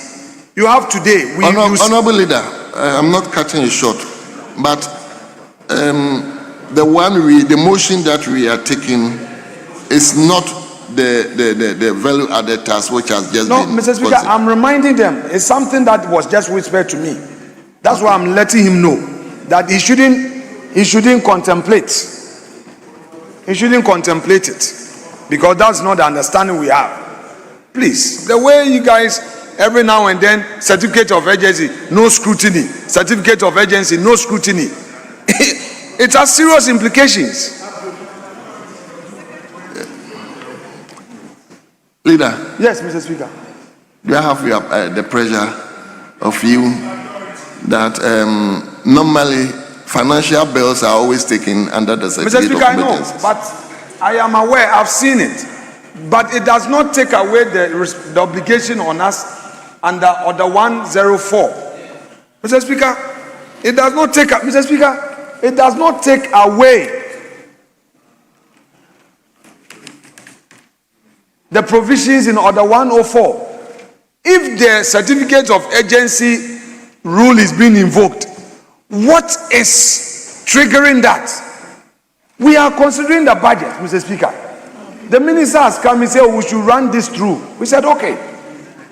At least we finished all the clauses. We are still debating the budget, the economic policy. It's not as if we are done with the approval of the economic policy and then estimates are done and there's a need to quickly deal with it. No, Mr. Speaker, we should invoke that rule sparingly. Sparingly. No. If you move it, look, Mr. Speaker, let me read Order 104.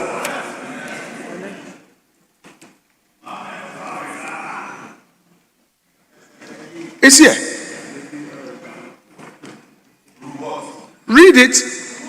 Read the 104. But you said you are challenging me. Read it. I have said it. I don't need to read. I've said it. The content is there. Read it. Read it. No, but if you are challenging what I've just said, you should read it to rebut. You cannot move that motion today for third reading. You cannot have third reading today. You can't, Mr. Speaker, we must not encourage it. You are the presiding officer. You are the presiding officer, Mr. Speaker. We are doing budget debate on budget, the policy. We have not even gone to the estimate. Mr. Speaker, why would we have to rush?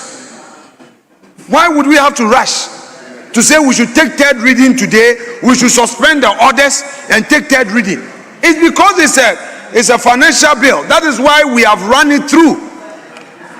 That is why the winnowing was not done. So why do we have to rush it?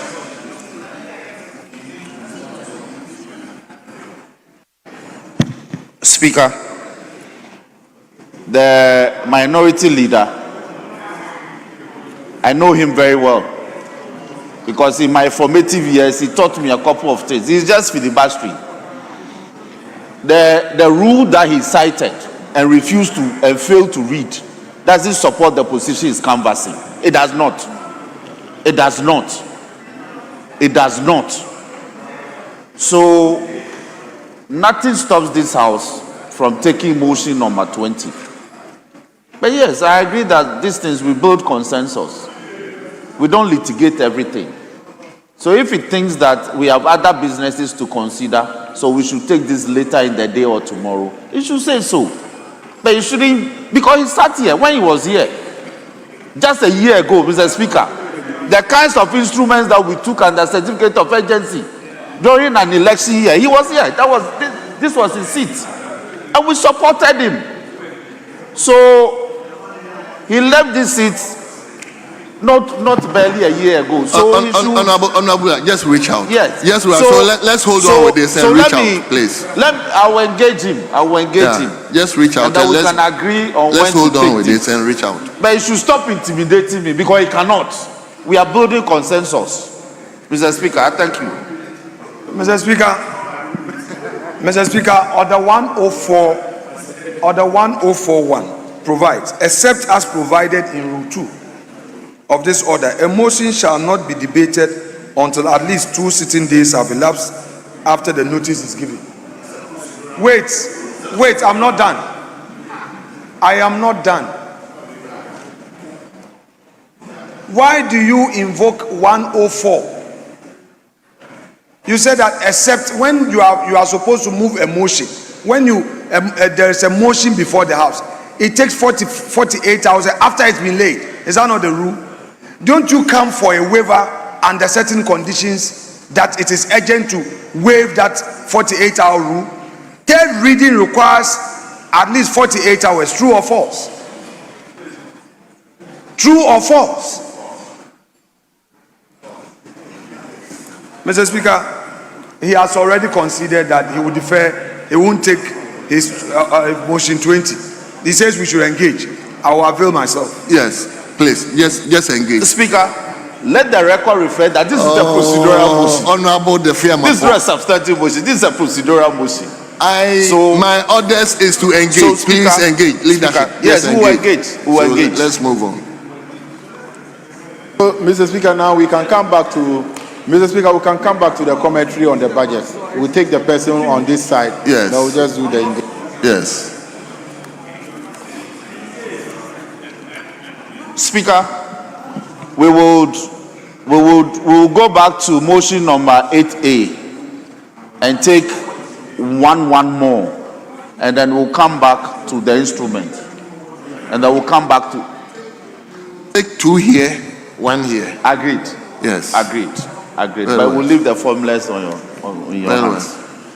So, Honorable Deputy Leader, are you ready, Are you ready to take your bite today? Mr. Speaker, since you are going to do 2 on this side, 1 on this side, if we can go to Honorable Ida, and then from that side, then our able deputy leader will have her 30 minutes to expose some of the wrongs in the budget. Yes. Honorable Ida Ajua Asiedu. It appears she's not ready for the commentary. Are you ready for the commentary?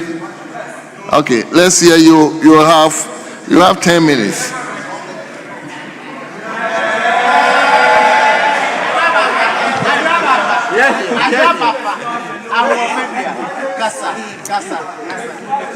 Thank you, Mr. Speaker, for the opportunity given me to participate in the debate of the 2026 budget statement. and the economic policy by the President. Mr. Speaker, my focus today is one of that and... Sorry. Mr. Speaker, my focus today is one pillar that underlies true transformation, that is human rights allocation. These are not mere line items, they are the lifeblood of our democracy, enshrined in Article 12 to 33 of our 1992 Constitution. The African Charter on Human Rights and People's Rights and the Universal Declaration of Human Rights. Mr. Speaker, the NPP has long championed gender equity. For our affirmative action bill that laid the groundwork for women's leadership, to our investment in action, skills, and financial inclusion that empower rural women in constituencies like mine. Yet, this budget, Mr. Speaker, while claiming a gender-responsive mantle, reveals a pattern of a modest increment that falls short of transformation action. Mr. Speaker, this is not surprising. Because while President Mahama promised 30% appointment to women during his campaign, he is currently falling short at that only 23.21%.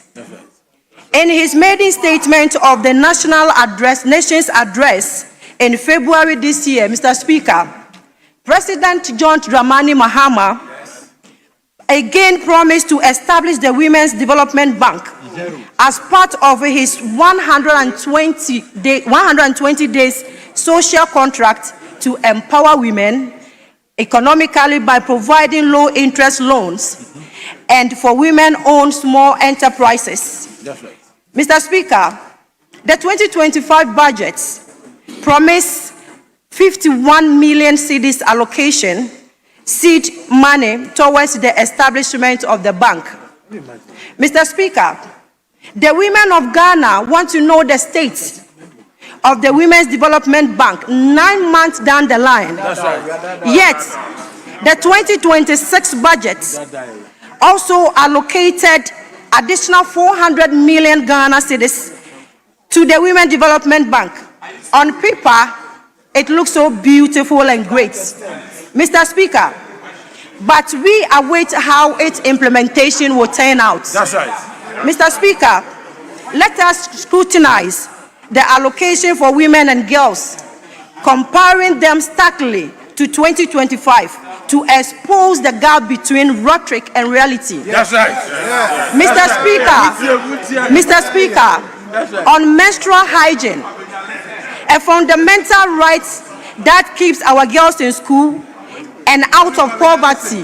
Mr. Speaker, the allocation remains stagnant at 292.4 million Ghana cedis, unchanged from 2025. Mr. Speaker, in 2025, this funding was used to distribute sanitary pads to 1.6 million girls in basic school. Mr. Speaker, our girls deserve better, more than recycling fund. That's right. The 2026 allocation should be scaled up and the policy extended to cover our girls at the secondary school level to eradicate period poverty nationwide. Mr. Speaker, let's now turn the attention of this House to the most shameful line item in this entire budget, the Domestic Violence Fund. This government has increased the allocation from a pathetic 337,500,000 to 1 million Ghana cedis. Mr. Speaker, in 2026, a 196 increase. On paper, it looks progress. In reality, it is an insult wrapped in statistics. An insult to every woman who has been beaten, raped, acid burned, psychologically tortured, economically starved, or killed in their own homes. Whoa. Mr. Speaker, 1 million cedis for whole country. 1 million cedis when those who alone recorded 14,000 plus domestic violence cases in 2024. And the trend is rising. 1 million cedis when single 30-bed shelter cost between 8 to 12 million Ghana cedis. To build at least 4 million a year, to build at least, Mr. Speaker, and at least maintain 1 million, yet run properly with trained staffs, security counseling, and medical care. Mr. Speaker, do the mathematics with me. 1 million Ghana cedis divided by 14,000. Listen. Mr. Speaker, do the mathematics with me. 1 million Ghana cedis divided by 14,000 reported cases. It will give you 71 Ghana cedis per victim. Mr. Speaker, 71 Ghana cedis to cover emergency medical bills, temporary shelter, transport, legal aid, trauma counseling, and child support. 71 cedis to tell a woman whose jaw has been broken that the government values a life less than a bag of cement. Mr. Speaker, let us be clear. Reported cases only are the tip of the iceberg. 2023, Ghana Statistical Service data showed 71% sexual violence survivors never report. The real number is probably above 50,000 serious cases per year. Mr. Speaker, that brings the value this government has placed on each battered woman down to 20 Ghana cedis. Wow. It's less than Gary Olonka.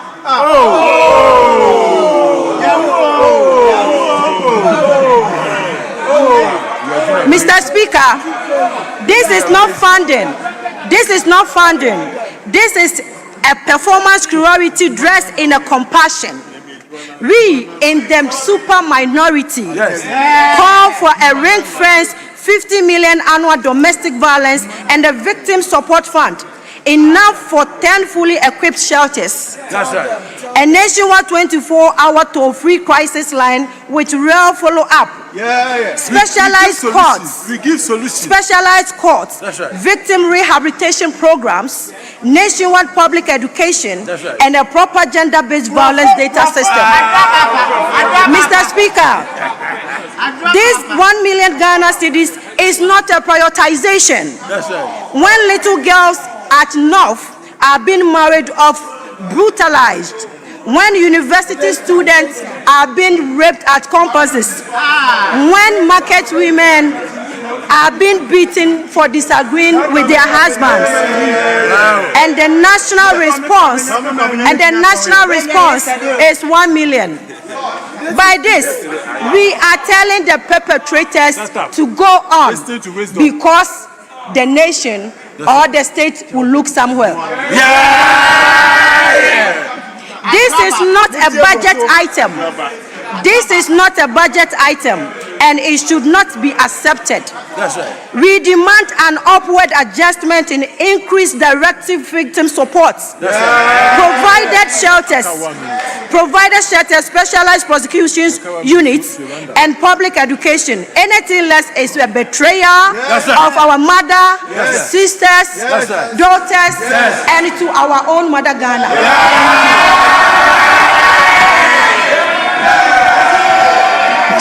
Thank you.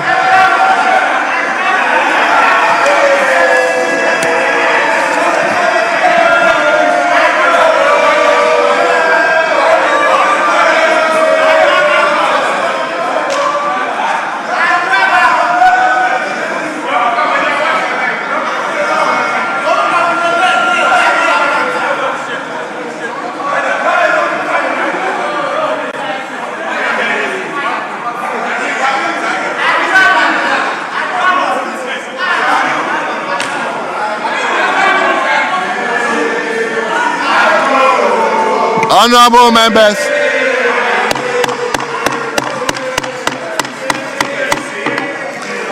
Honorable members, it is now the turn of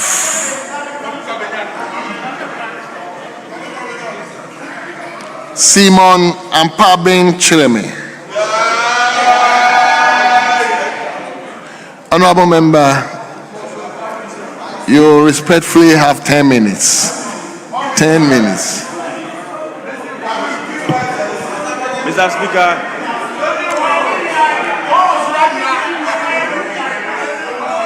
Speaker, thank you very much for indulging me and giving me the opportunity to contribute to the budget statement and the economic policy of government for the 2026 financial year.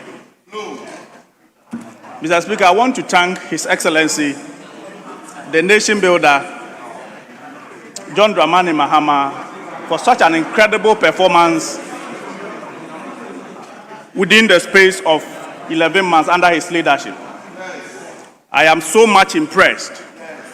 Mr. Speaker, some of us had a lot of belief, confidence, and trust in him to deliver and to clean the mess of the MPP Akufo-Addo Bawumia administration. However, Mr. Speaker, the rate at which, the speed at which His Excellency is doing it, the speed of light with which he is cleaning the mess is so admirable. Mr. Speaker, let me also thank the Finance Minister, Dr. Kesala Tuforsen, for the wonderful presentation on the 13th day of November 2026, pursuant to Article 79 of the Constitution. Mr. Speaker, at least, for now we have a Finance Minister who will not only come here to arouse our emotions about the problem that surrounds us and give rhetorics in theory, but now we have a PhD holder who links academic knowledge in theory to national development in practice. Who links academic knowledge in theory to national development in practice. And today we are feeling the PhD. Indeed, Ato, you are forcing. Mr. Speaker, there is one thing that is so dear to the heart of every Ghanaian, irrespective of wherever you find yourself, being a teacher, being a farmer, whoever. And that is the rate at which price of goods and services increase. We're in this country, when my colleagues at the other side had the opportunity, full 90 minutes on the park, could not even score one goal. With extra time, thank you. Increased inflation under their watch to over 54%. At the end of year, inflation at 23%. Just in 10 months, Mr. Speaker, His Excellency John Dramani Mahama, the nation builder, has reverted to a single digit, 8%. And my colleagues at the other side is saying what? Mr. Speaker, we're in this country when we're leaving power in 2016. We handed over the CD 1 to 4. Just in 8 years, Mr. Speaker, they took it to 1 to 16. And today, it is at 1 to 11. And my colleagues at the other side is saying what? The people who are in the market, the business community, are happy. Because hitherto, a businessman who will require about $100,000 to do import will have to organize at least 1.6 billion old cedis. But today, the same investor or importer will require just about 1.1 billion old cedis with a savings of about 50,000. And he said the business people are not happy. What are you talking about? They are happy. Mr. Speaker, we are in this country. Sometimes I listen to, for the past 1 week, I've been listening to my colleagues in amusement. And I wonder how they were arguing, the level of confidence they had in argument. It's so surprising. We were in this country when over 400 million Ghana cedis was used to dig just a hole in the name of a cathedral. And you are talking about employment. Do you have an idea? Do you have an idea, Mr. Speaker, what that money could have translated into job creation for the young people of this country? And you sit here to say what? When this country, when we are recording 1 week, one scandal, you think we have forgotten? Fuel price, you took it to about 16 Ghana cedi per liter today. Today, in spite of everything, we still have it at 11 Ghana cedis per liter. And when I'm going to my constituency, Mr. Speaker, when we came initially, I was buying about 2,005 in and out from here to Breku, my constituency. But as we speak, just about 1,800 could take me to Brekum and back to Accra. And you think I am not happy? You think the drivers are not happy? You think the passengers are not happy? And you are saying what? We are in this country. Since Ghana became Ghana, up to President Akufo-Addo, Ghana had a debt of 122 billion. Just in 8 years, you took it to 726 billion. Even when you said you were doing better, you left us a debt to GDP by close of year 2024 about 61%. Just in 10 months, Mr. Speaker, just in 10 months. The nation builder, John Dramani Mahama, has dropped it down to 45%. And even going down. We are so much optimistic, so much happy. And we believe that this country can only get better under the tenure of John Dramani Mahama. We are very optimistic about that. Mr. Speaker, we're in this country when our colleagues, yes, we're here, when they came to Parliament, told that we have constructed by 11,000 kilometers. In fact, I don't know where those roads were. But as we speak, there is a single investment of an expressway to be constructed from Accra to Kumasi. And some of us who use that road, Mr. Speaker, it is, since Ghana became Ghana, it is the only expressway from Accra to Kumasi, a modern 6-lane bi-directional expressway. And this alone is going to create about 490,000 jobs. And you say you don't like this. What do you want? Mr. Speaker, some of us who are on this lane, I have always been praying that we will get a visionary leader who will not only come and spend our money anyhow, but will invest into the roads and the infrastructure of this country. And anybody in this country who will be forthright and honest will attest to the fact that when it comes to infrastructure, John Dramani Mahama has no classmate. King of infrastructure.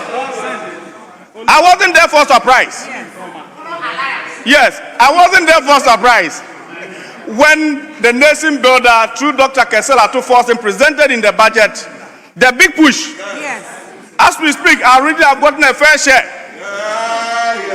And I believe your region have also gotten. Yes. So you have nothing than to applaud the president for such a wonderful job. And when we are able to finish the expressway, at least some of us who trot back to our constituents every weekend would only use 2 hours from Kumasi to Accra. My brother, if you don't want this to eat, if you don't like this, what do you want?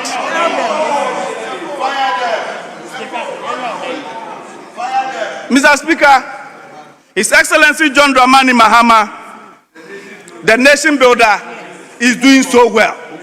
And when you take your time to read this budget, paragraph by paragraph, you have no option than to say a prayer for His Excellency John Dramani Mahama to implement at least 60 to 70% of all that we have in this budget. Yay! And Ghana will be a good place for all of us to live. Yay! In terms of jobs, a very clear, categorical policies and avenues to create jobs has been provided. So, Mr. Speaker, in conclusion, when I listen to my colleagues at the other side, I become so surprised about their level of confidence. We're in this country when Ghanaians showed you. Ghanaians showed you.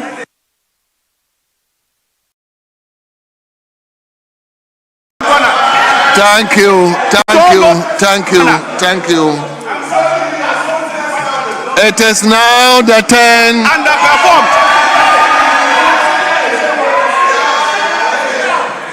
Speaker, for giving me the opportunity.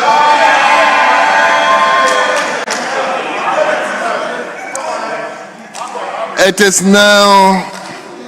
Yesterday we listened to the majority, deputy majority leader, and today we are going to listen to the deputy minority leader. So, you have 30 minutes. 30 minutes. If it is too much for you, you can lend me some. Thank you. Thank you. I know my friends from the other side are going to listen attentively for what I have to say on the budget. Honorable Speaker, thank you very much for this opportunity for me to comment on the budget authorized by His Excellency the President John Dramani Mahama and presented by our Honorable Finance Minister Kese Ato Ba-Forson. Mr. Speaker, since we started this commentary, I have been quietly sitting, listening to all the commentaries that are coming on the floor of this House. And Mr. Speaker, my impression about the commentaries coming from the opposite side of the aisle, that is our majority side of the House, is one of lamentation. I was really surprised when a contributor yesterday mentioned that we have to create a lamentation book. It is very interesting in the sense that from day one when the budget was delivered or presented, we didn't have any other comment but to let you know that the entire budget is full of lamentations. Issues that have long passed. Issues that have long passed. Government has come, another government has gone, a new government is in place. 1 year full down the line, a budget has been drawn, and we are doing another budget. What are we experiencing? The contributions that are coming from our other side is only full of lamentation of what has long gone. You have taken the mantle. What we expect from you is to fix everything that you think is right.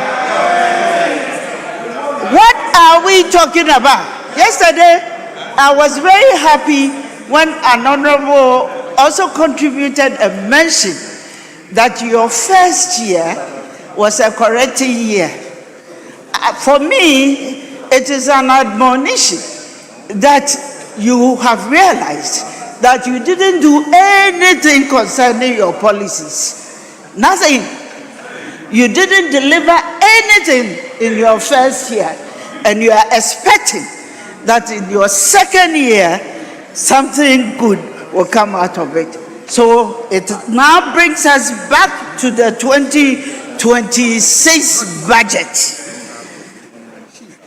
Mr. Speaker, I find it deeply concerning that earlier contributions that we have listened to have ignored totally the issue about gender. If I'm talking about gender, I'm not only concentrating on both sides, the men, male and female. My concern is about the female aspect of gender budgeting. It is interesting that at a time when our nation speaks boldly of, or the government speaks boldly of resetting for growth, job, and economic transformation, I see no solid foundation to support this ambition. What am I saying that? You have all manner of projects which you believe is going to create jobs. But there's no gender aggregation of how you are going to do those projects. How can you then rise up and say that our budget is gender sensitive? I will give you a typical example. A typical example of what I mean by evidence-based budgeting is when you wanted to, in 2025, to undertake the issue of sanitary pad to encourage more girls to go to school. You were able to identify 1.3 million girls that will be distributing sanitary pad to. It is specific, and what we need to interrogate now is whether you were able to even service those 1.3 million people. But I'm happy to note that instead of accounting for that number, the only mention of the sanitary pad in the budget is that 6.6 million packets of sanitary pad has been purchased. What has been the impact? What has been the impact? Were you able to distribute to 1.3 million girls? One of the other issues I want to raise in concerning this particular provision is that there is a mention that this time around you are going to add on to the senior high secondary school girls. But the 1.3 included them. So what is the position now? And that is the question I raise. Were you able to supply the 1.3? I see that it has been conveniently avoided, but you are accountable to us in this house to ensure that what we said is working. Honorable Speaker, there's another issue about this sanitary. Honorable Deputy Minister, respectfully, we've said the grounds rules. I will afterwards you get the opportunity. If there's something that you think needs to be corrected, you get the opportunity. So, Honorable Deputy Leader. Mr. Speaker, in the 2026 budget, the only mention of a figure is the 6.6 million. And I have also taken note that the same budgetary allocation that was given in 2025 has been repeated. in the 2026 budget, what are we trying to say? Once you've mentioned that you are now going to add the free senior high education, how are we to digress this? What is at stake? Is there the need for funding a balance that you need to introduce before you can add on the SHS students? Or we take it that what has been reported to be 6.6 million, for which cost was 292.4 cedis, is the absolute that can cater for all the girls in both basic and senior high secondary school. Another issue about the sanitary part is that, Mr. Speaker, I want to let you know that when the issue of pricing was raised on this floor, I couldn't really understand what the issues were. So I had to go to the market myself to go and find out what are the prices. We are looking at a pack of 12, and if I do my mathematics well, it still gives me the figure of 45 cedis per pack. I want the minister to be confirming. This is a pack of 12. Can this pack of 12 be sold out at 45 cedis? This is the copy, one of the sanitary pads that were distributed.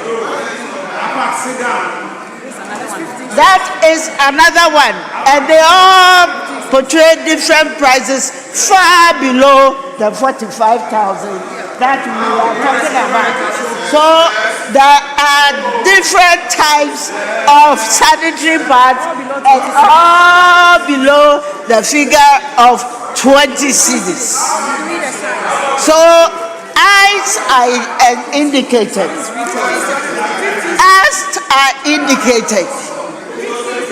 we couldn't really get the import of what has been reported to us, that 292.4 million cedis have been spent on 6.6 million sanitary packs. Honorable, I think in our submission, I also heard about a comment that we in the minority side are not in favor of the distribution of the sanitary pad. That is totally incorrect. I want to state it here and now that we all advocated for the distribution of the sanitary pad. But my only concern here, another concern, is the fact that when school was reopening for the new semester, in addition to the prospectus that was given to the senior high education, senior high schools, contained the supply, the need for parents to buy those sanitary pads to cater for them. Honorable members, we are here to support a worthy cause. And we believe that it is important that if we want to implement this program well, it is for the good of the people of this country. We are all representatives of the people in Ghana. And I would like to implore on each one of us that the implementation of the sanitary pad must be done and done well. Honorable, One other issue about the gender is women are about 52% of our population. And we have it on record. Yet the budget fails to reflect any meaningful gender-sensitive analysis.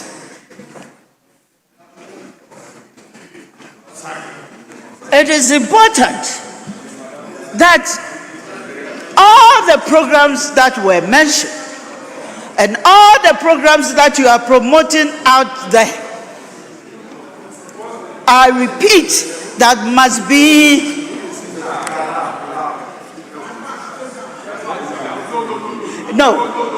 Leader.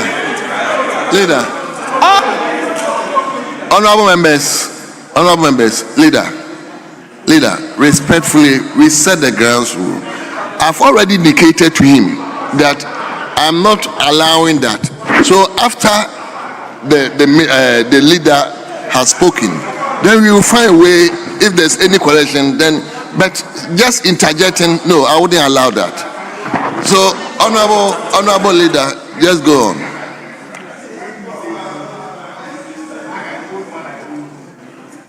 Honorable deputy minority leader. Who?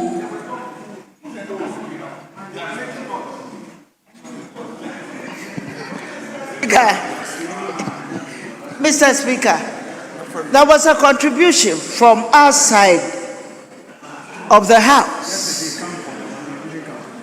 It was not to discourage the program, but the suggestion was to seek the possibility of manufacturing these sanitary pads, whereby the government could introduce on a regional basis an industry looking at the large sums of money that is going to be applied to it.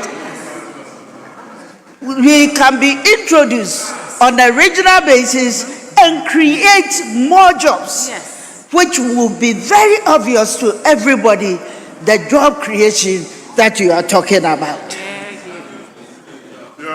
Many of the initiatives mentioned sound good on paper, Mr. Speaker, but they are not evidence-based. I do not see anywhere in the 2026 budget a clear articulation of how the programs would directly impact the lives of the women that I've been advocating for. If this House is to approve this program, then we insist on specificity.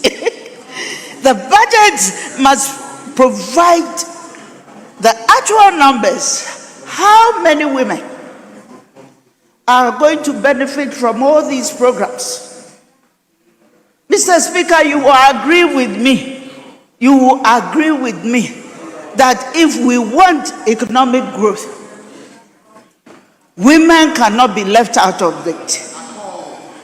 And there should be a conscious effort and a deliberate effort to ensure that whatever programs we are churning out there, women will be the major beneficiaries of those programs. Mr. Speaker, I cannot simply allow programs to be listed without evidence. The clarity of numbers and gender disaggregation data must guide how we project growth and how we evaluate its effect on women. Mr. Speaker, there is a clear failure by this government to neglect the gender budgeting, and it is egregious. And it's violating the CEDA commitments and the NDC's commitment to achieve 30% women representation target by 2026. How many cabinet ministers do we have? And how many are women? How many are appointees? Honorable Speaker, it is interesting to note that Ghanaians have had high expectations of we politicians, especially the NDC, having come out to appoint a first woman vice president.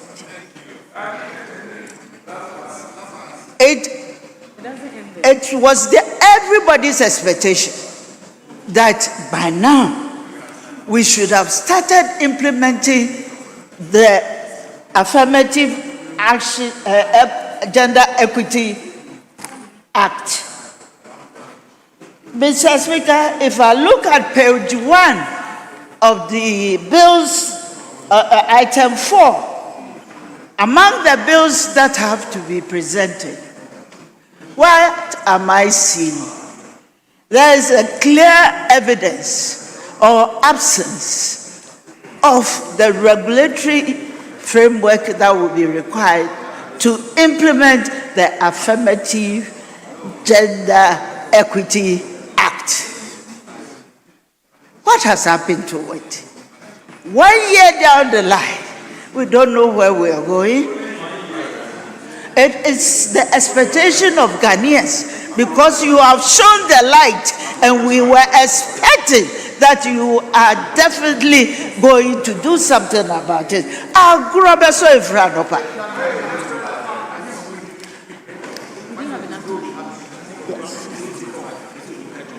We need to ensure that whatever you promise does not become a failure. It was noted in the 2025 budget that 50 million have been assigned for the Women's World Banking. 51 million. Now we are adding on 401. What has it been? What we need to know is that, was the money disbursed? No. What are we going to do to implement? Because we don't have any guidelines as to how to implement those monies. They have actually been allocated, but without any guidelines for its implementation. Honorable members, you will remember that you know that there are so many programs, policies that can be, when mentioned, that can be described as good policies. But the implementation alone can turn it into a bad policy. So I don't see why you should be up and hailing and clapping because of programs that don't even have the basis for implementation.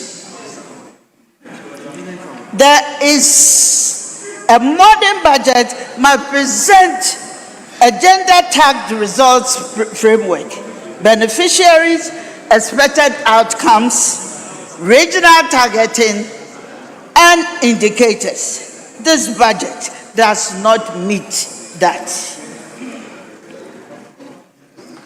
Ghana cannot claim to be serious about inclusiveness of women's economic participation.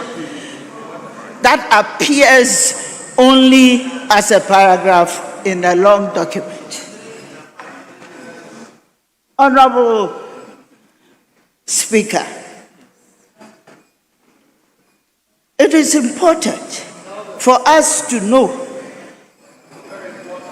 that as we stand here and present our budget, let us turn to the matter that affects the dignity of education and well-meaning of millions of girls. The free sanitary part. I'm emphasizing again.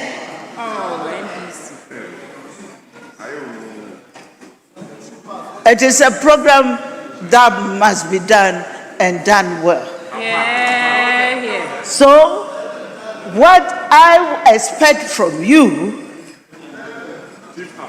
is to come up with clear guidelines, clear figures. I want us to invite the ministry here to give us a good account of what has been done for us by the expenditure of 292 million cedis.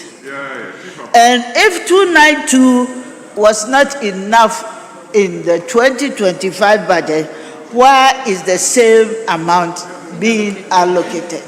Mr. Speaker, I'd like to plead with you that we have to take note of that, and that answer must be solicited from the implementers of that program. Is the government planning to cut the program?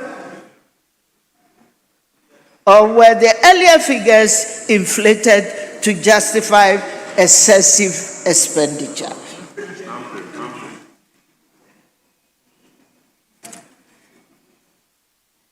Mr. Speaker, I am moving on to where the amount of the 452 million cedis from last year 2025 to this year to next year 2026. I want to ask, if the private sector is leading the initiative, what is the 110 million doing? I'm talking about the 24-hour economy. Which sectors does it target? Who are the expected beneficiaries? Is it for the private sector? Then I go straight to unemployment. Mr. Speaker, recent reports indicate that 70,000 trained nurses, midwives, laboratory technicians, and other health professionals remain unemployed after completing state-regulated training.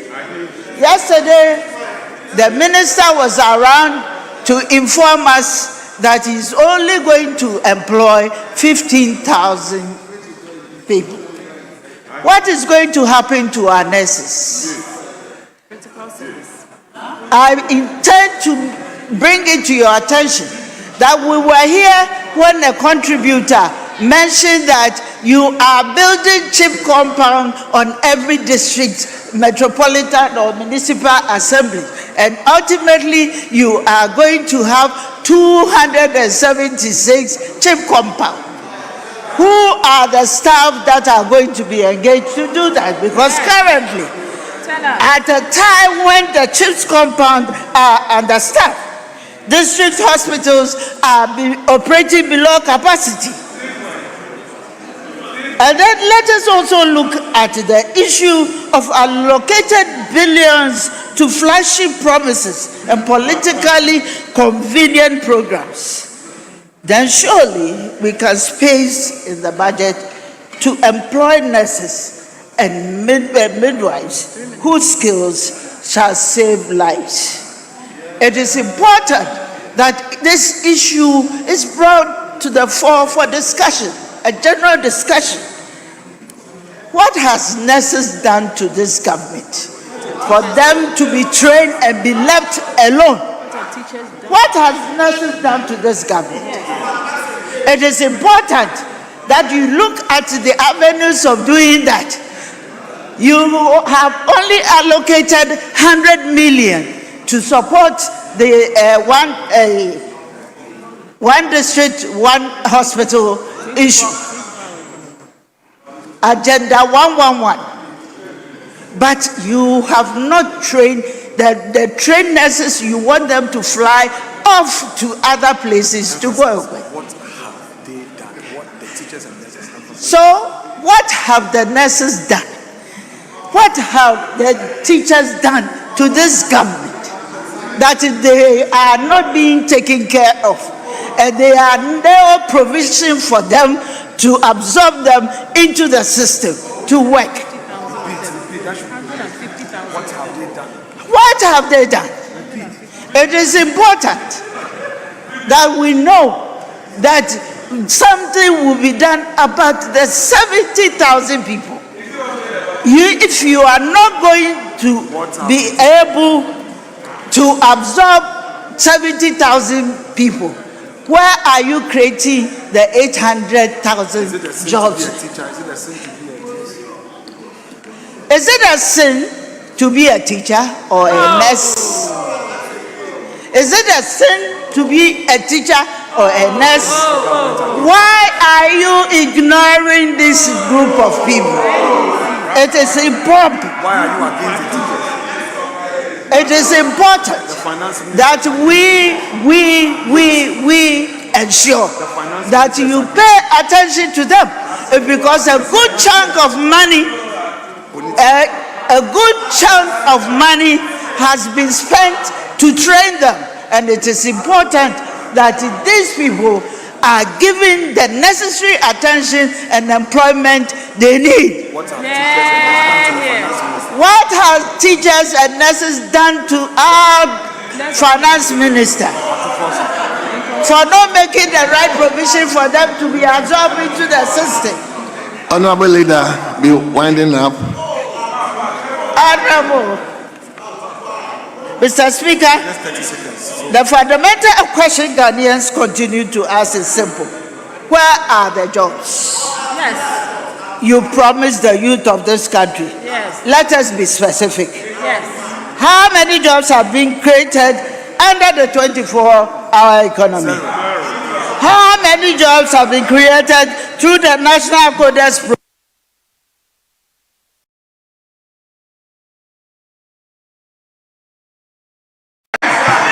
Thank you. Thank you. Thank you.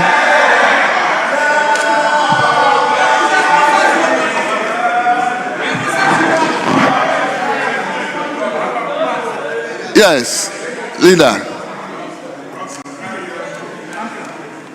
Speaker,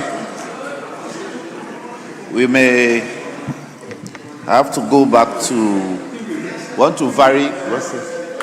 Okay, Speaker. As you directed, the Honorable Dr. Park, Deputy Minister for Education, wants an opportunity to correct one or two information put out by the Deputy Minority Leader. So, Mr. Speaker, Honorable Leader, I guess Honorable Commenter Park has not taken his turn. Has he taken his turn? Mr. Speaker, no. If he has not taken his turn, it's not debate. It's not commenting today. Today is the last day for members. So you should note it down. Any time, please. Mr. Speaker, we set the ground rules Mr. Speaker, Mr. Speaker, please, Mr. Speaker, please. We at plenary set out some guidelines to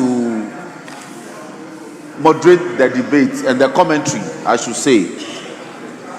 But it's also our rule that where the comments breach Order 122, it's permissible for a member to interrupt the comments and to set the matters aright. And please. And instead of interrupting, you directed that if he's so minded, they should note down the issues. If Please stop these things, please. So that when the honorable minority leader was done, then he could be given some minutes to set the issues. Mr. Speaker, that is all we do.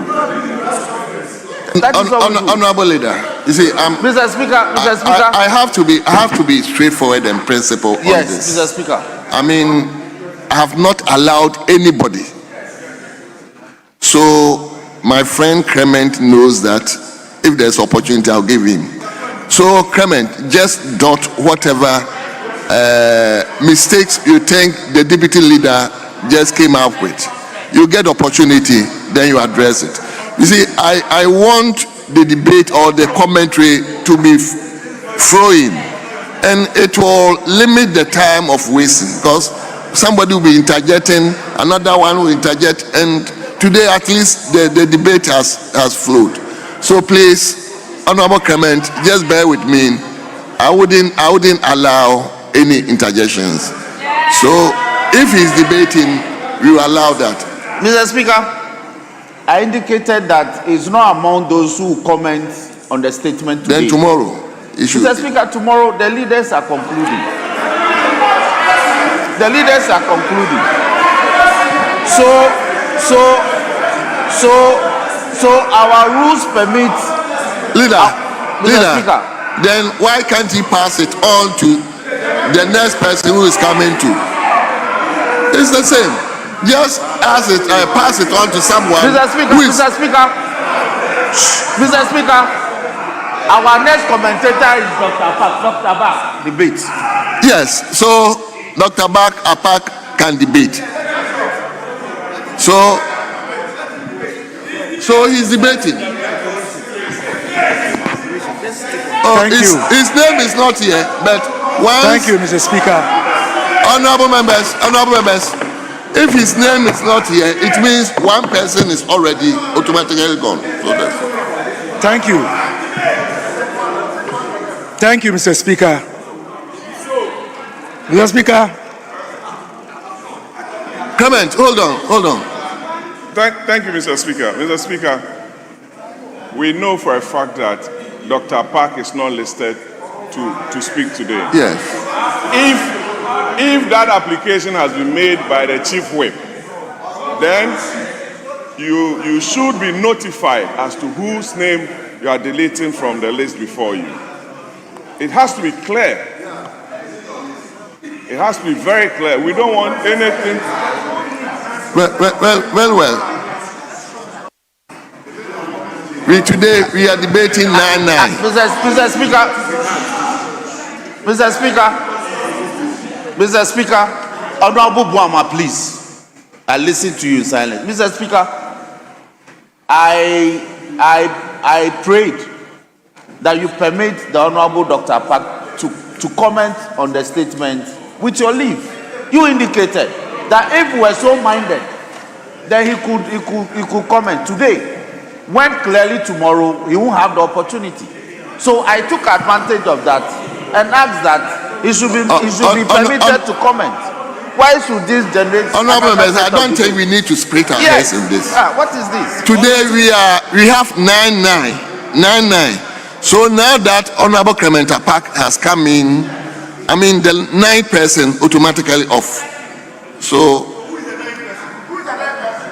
the 9th person, Honorable Dixon Chiredria, is the 9th person according to the list they provided. So leader. Mr. Speaker.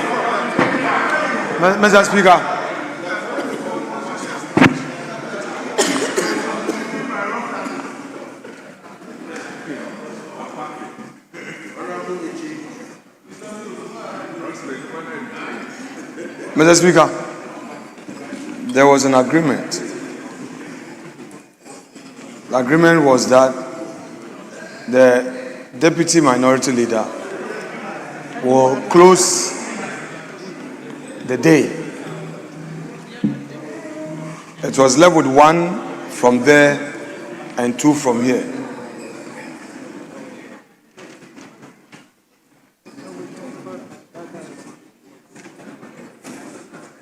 Honorable Majority Chief Whip should not introduce anything new.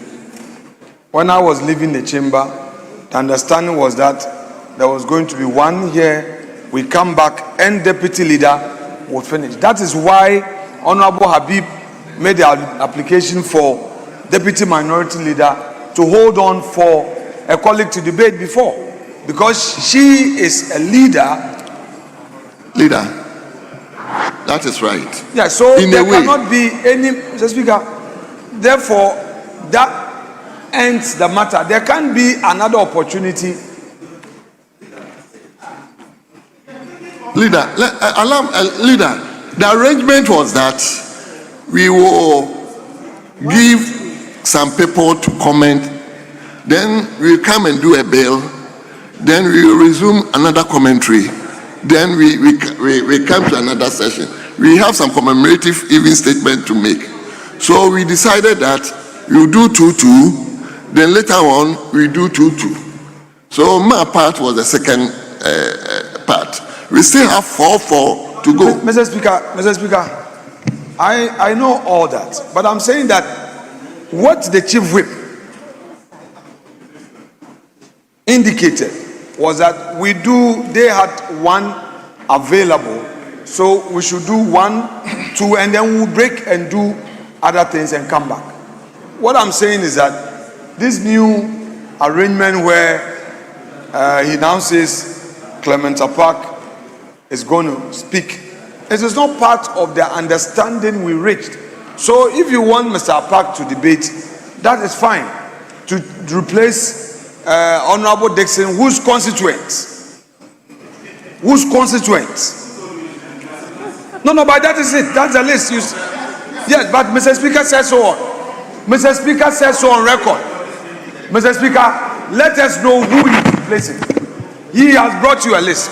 We want to know who, because another colleague has his constituency. No, because the Speaker mentioned this is not me. No, but we've not been given the chance. I am on the floor. Let me finish. But Speaker has already placed it in the hands of Mr. Speaker. Which name is Honorable Apak replacing? Honorable members, I don't see why you should be struggling in this. The two lists are here. 9-9. We've already covered 4-4. So we are left with 5-5.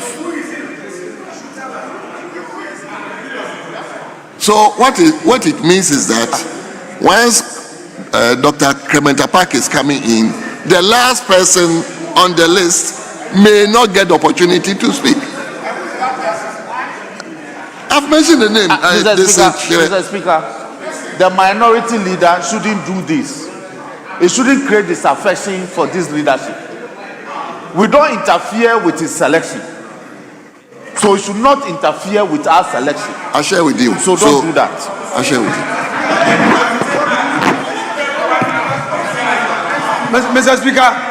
Mr. Speaker, we've already given you names. Yes. Anytime we want to vary, amend, we are to indicate. Yes.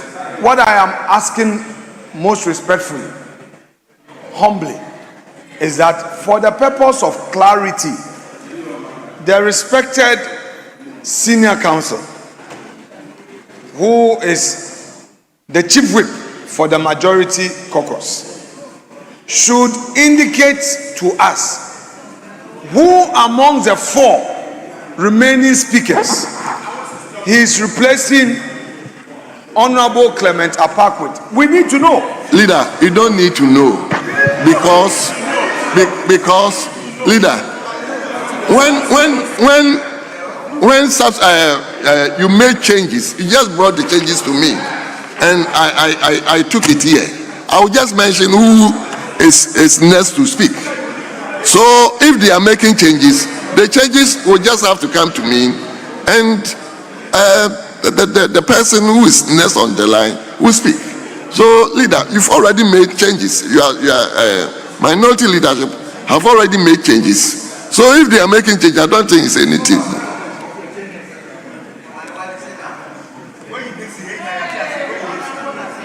So, yeah, go and give it to them.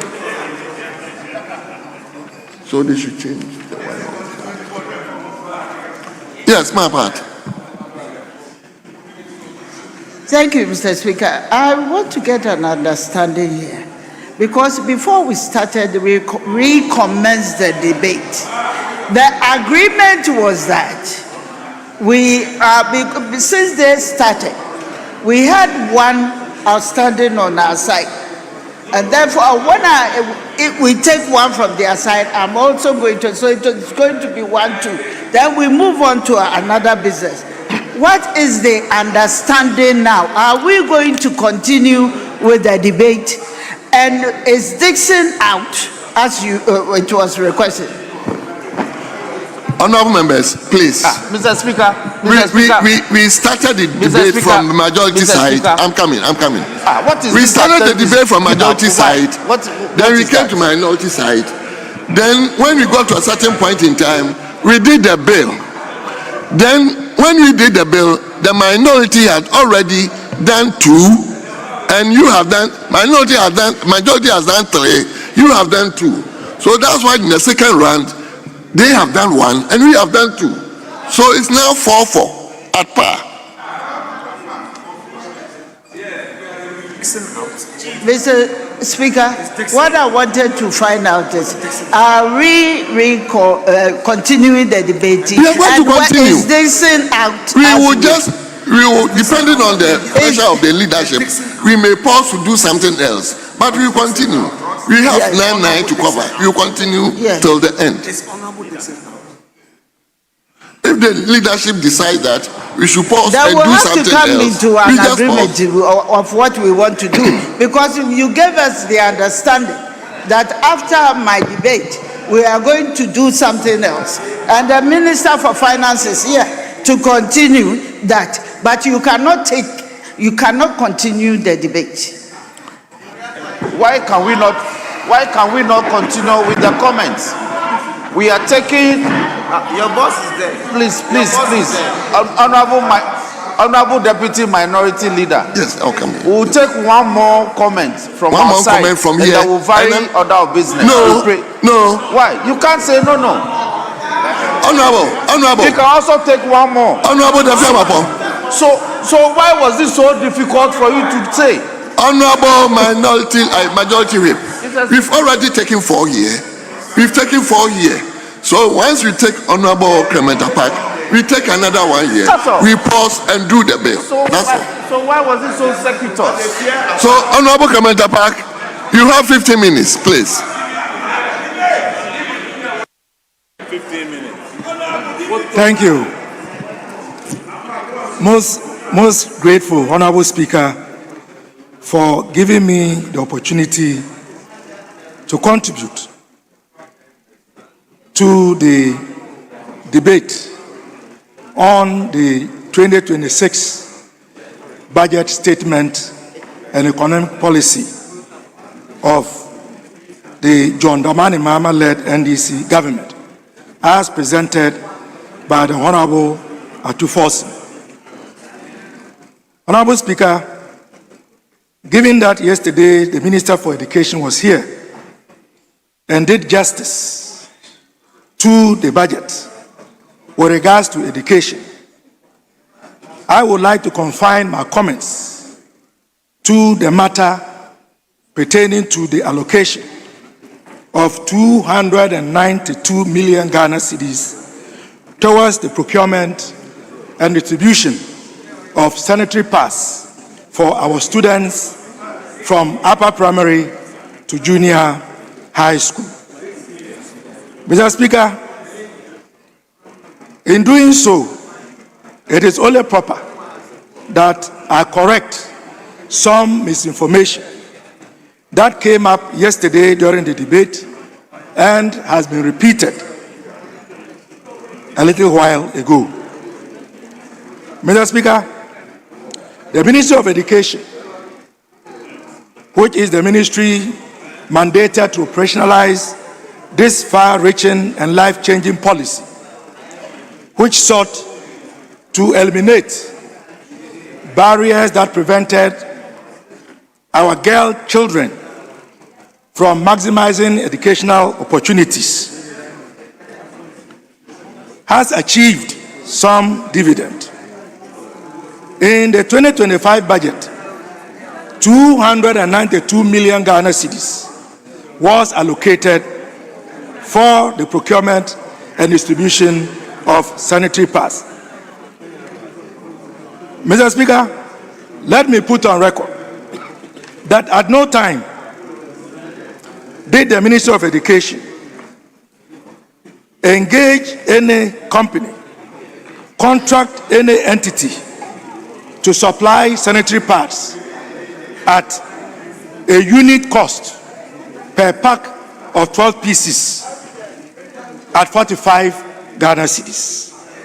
Mr. Speaker, this is a falsehood. Mr. Speaker, the ministry segregated the total quantity of sanitary pads to be bought with the 292 million into two batches. The first batch composed of 6,607,095 pieces.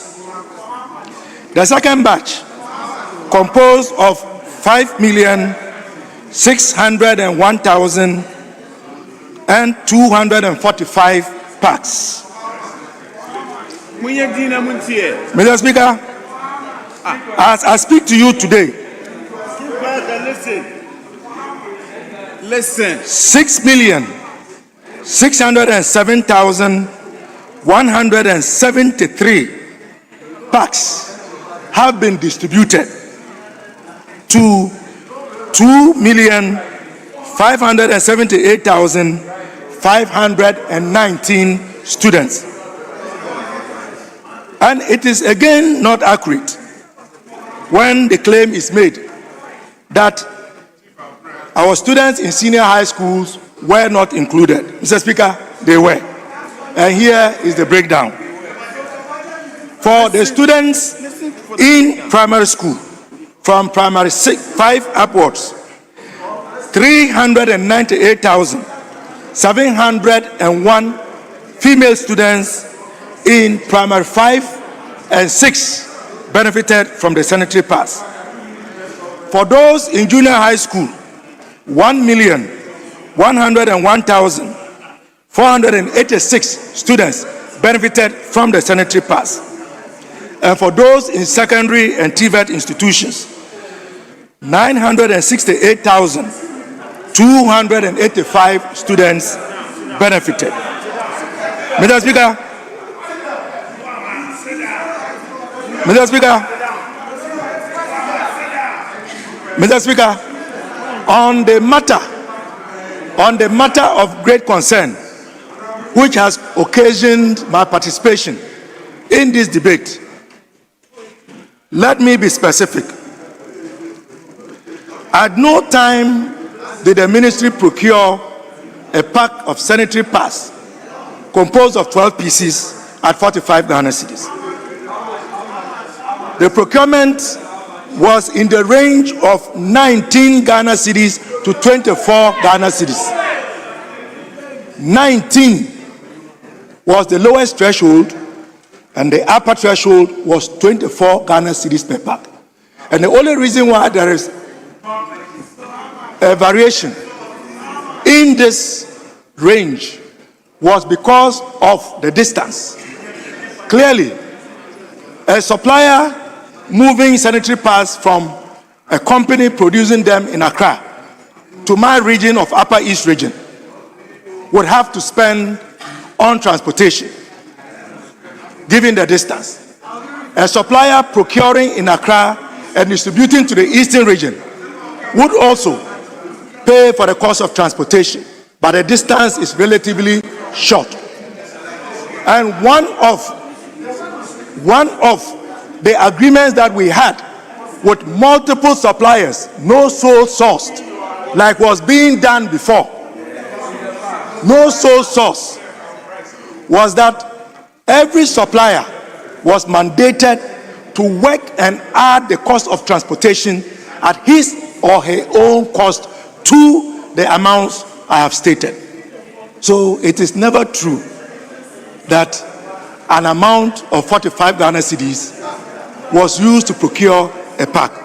Mr. Speaker, as I speak to you, the procurement processes have concluded and the distribution of the second batch of sanitary pads, 5.6 million, is currently ongoing.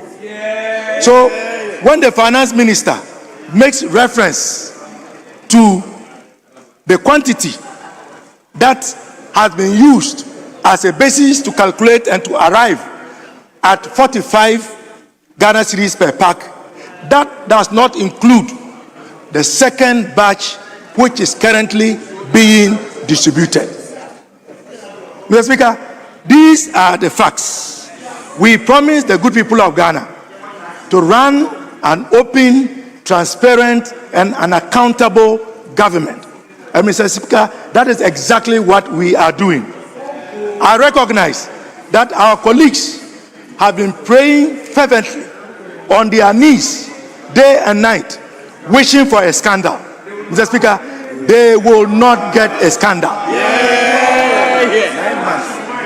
There is no scandal.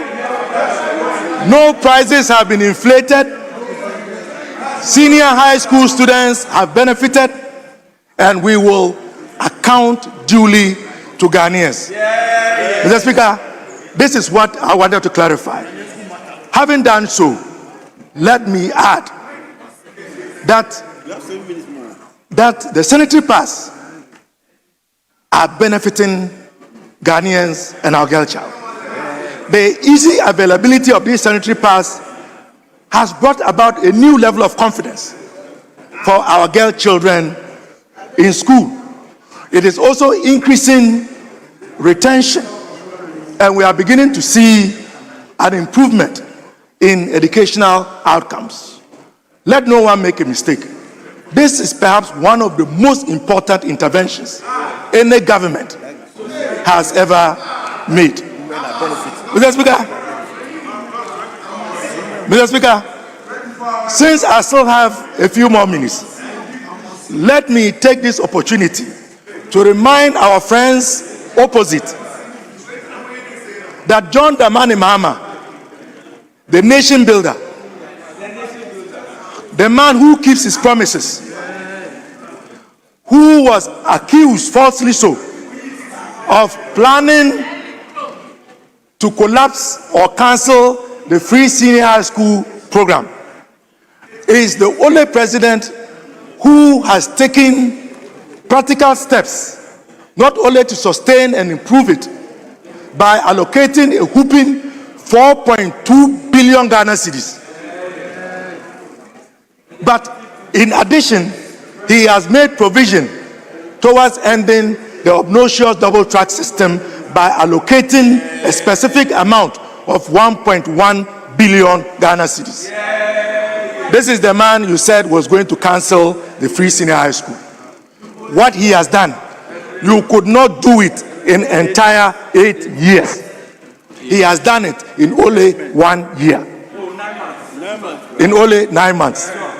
Mr. Speaker, as if that was not enough, John Dramani Mahama, since taking over the reins of governance of this country, has made sure that adequate provision is made to feed our wards in the secondary schools.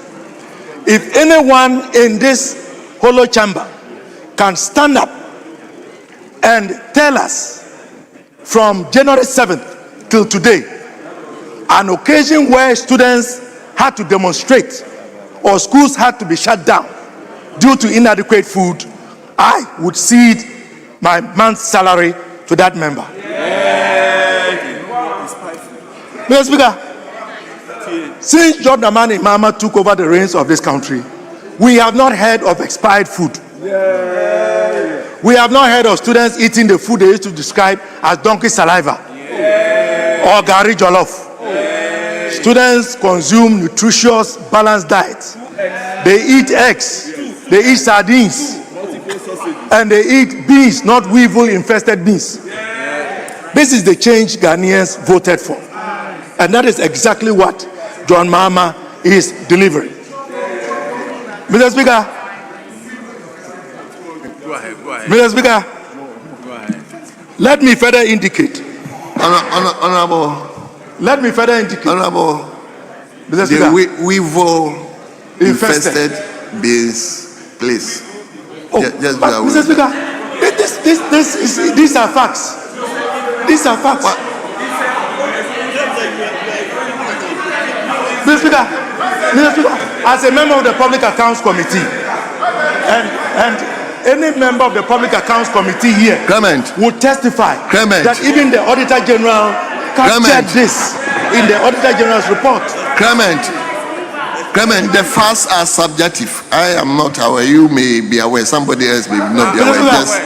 Just withdraw that part for me. Just withdraw that part for me. Mr. Speaker, then I would withdraw that and say students are no longer being fed on wholesome food. Very well.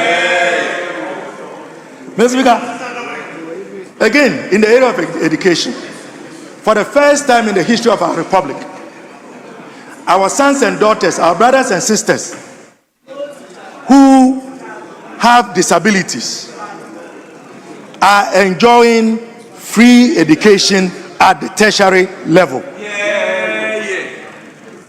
That wasn't enough for His Excellency the President. His Excellency the President, working with the Minister for Education, is introducing another intervention that would provide free education for learners with disabilities from the very basic level to the secondary level. And then when they enter or they transition to the university, they get free education. So essentially, John Dramani Mahama is introducing a policy that will make education from kindergarten to university free for all persons with disability. For 8 years. 8 years. They spent our money. In our place, that time is they almost spent up. our money excavating the biggest hole on the surface of the universe. They had no foresight. Thank you. They spent our hard-earned resources chartering luxurious flights so that they can freshen up in the air to the detriment of Ghanaians. So let no one make a mistake that John Dramani Mahama and the NDC government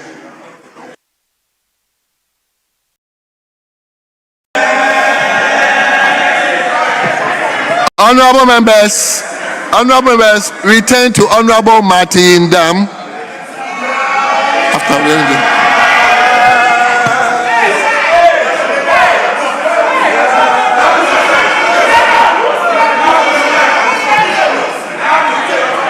Thank you. Yes. Thank you, Honorable. Honorable Dafiamapo. The majority have had 5 commentary. The minority have had 4. We are now going to the 5th. Mr. Speaker, I am making this intervention on constitutional grounds. Mr. Speaker, yesterday, 24th of November, 2025, the High Court Tamale has ordered that the outcome of the election, please, these are very serious matters, that the outcome of the 7th of December election 2024, which brought the Honorable Nyindam to this house as the Honorable Member for Pandai, was flawed, and therefore that election has been ordered to be rerun. Mr. Speaker, ipso facto, the Honorable Nyindam is no longer a member of this house. He's not. He's not. So hear me. So hear me, and so that you can respond. So by operation of law is no longer a member of this house with a voice. That's number one. That's number one. That's number one. That's number one. Number two, Mr. Speaker, we have received the court orders and received proof of service. The orders of the court has been duly served on Parliament. It was served yesterday. Speaker, I have, please, Speaker, it will serve the minority to listen to me in silence. If they are minded to respond, then they can respond. Honorable members, please, let's listen to him. Let's listen to him. And we do it beautifully. So listen. Let's listen to him, please. Speaker, I have a copy of the proof of service of the orders of the Tamale High Court dated yesterday, 24th of November, and served on Parliament. The orders of the court was served by the court bailiff of the High Court Accra. Is called Solomon Osafu, bailiff of the High Court Accra. And I have the affidavit of service. So, Mr. Speaker, I will make all this available to the table office. Speaker, by operation of law, the Honorable Nyindam can no longer participate in our proceedings. If he's minded to appeal the decision of the High Court, it is his right. And he has done so. But it is tried that mere filing of an appeal does not operate as a stay of execution of the court's orders. Mr. Speaker, further, a mere filing of a stay of execution. Please, there are two processes involved here. I've seen both copies. He has filed a notice of appeal. It does not operate as a stay against the execution of the orders of the High Court, Tamale. 2, a mere filing of a stay of execution application also does not operate as a stay against the execution of the orders of the court. So Parliament, having been duly served, has the duty and the law to ensure that the Honorable Nyindam is no longer extended courtesies by the House as extended to members.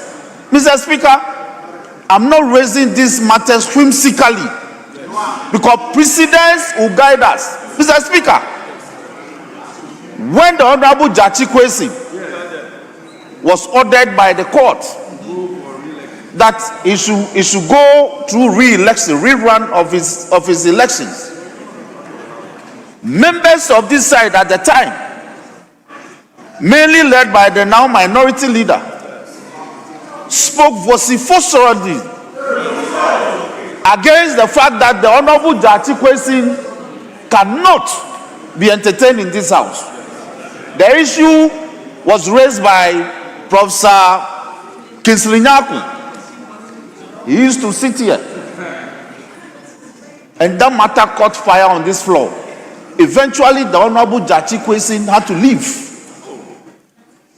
So these matters, they are beaten path. This is a path that we have traveled. Precedent has been laid and set, or set and laid. So nobody can edge upon this house today that the Honorable Nyindam must have a voice today. It won't happen. It won't happen. So the orders of the High Court are directed at Parliament as well as the Electoral Commission to order for a rerun of the election within 30 days. Within 30 days upon the grant of that order. Speaker, there's no contrary order from the High Court properly constituted nor the Court of Appeal staying that order of the High Court. and me as the majority chief whip of this side, we will not sit and disobey the orders of the court. So we went through the processes painfully and got a judicial pronouncement. By all means, you can hold your press conferences outside and say things against the judiciary. We won't do that. We will observe the orders of the court. If you are minded, the tournament for doing so is in the courtroom. This is the presence of parliament and the foyers of parliament are forum non-convenience.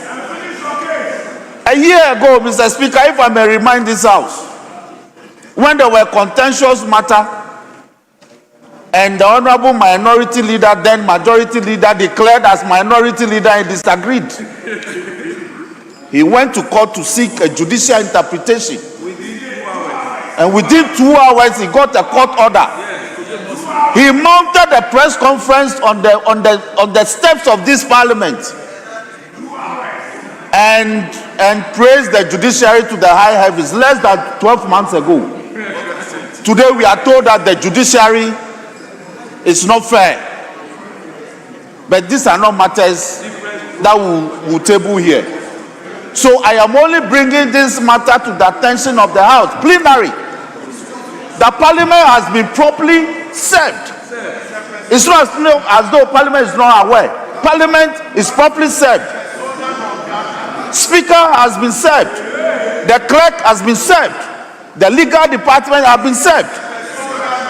So the Honorable Nyindam is now a persona non grata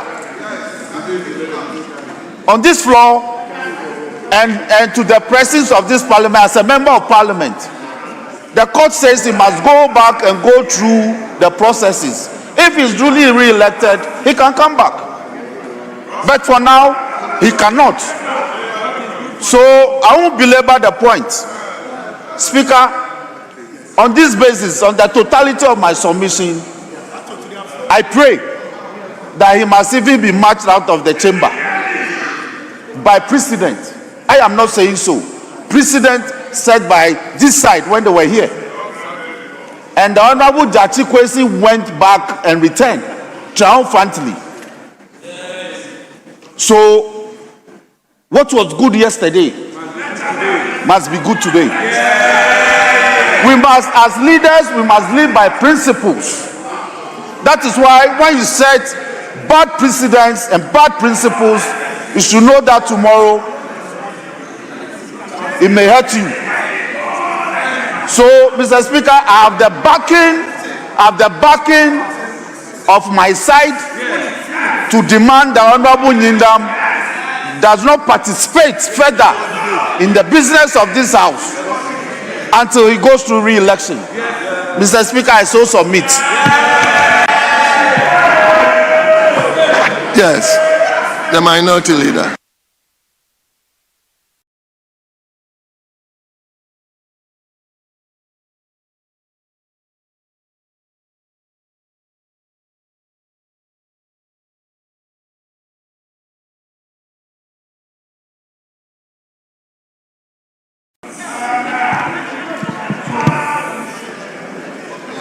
Yes, Minority Leader. So let's have some silence without praise.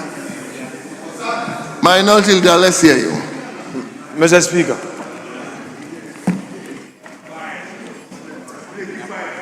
I have listened to my colleague on the other side.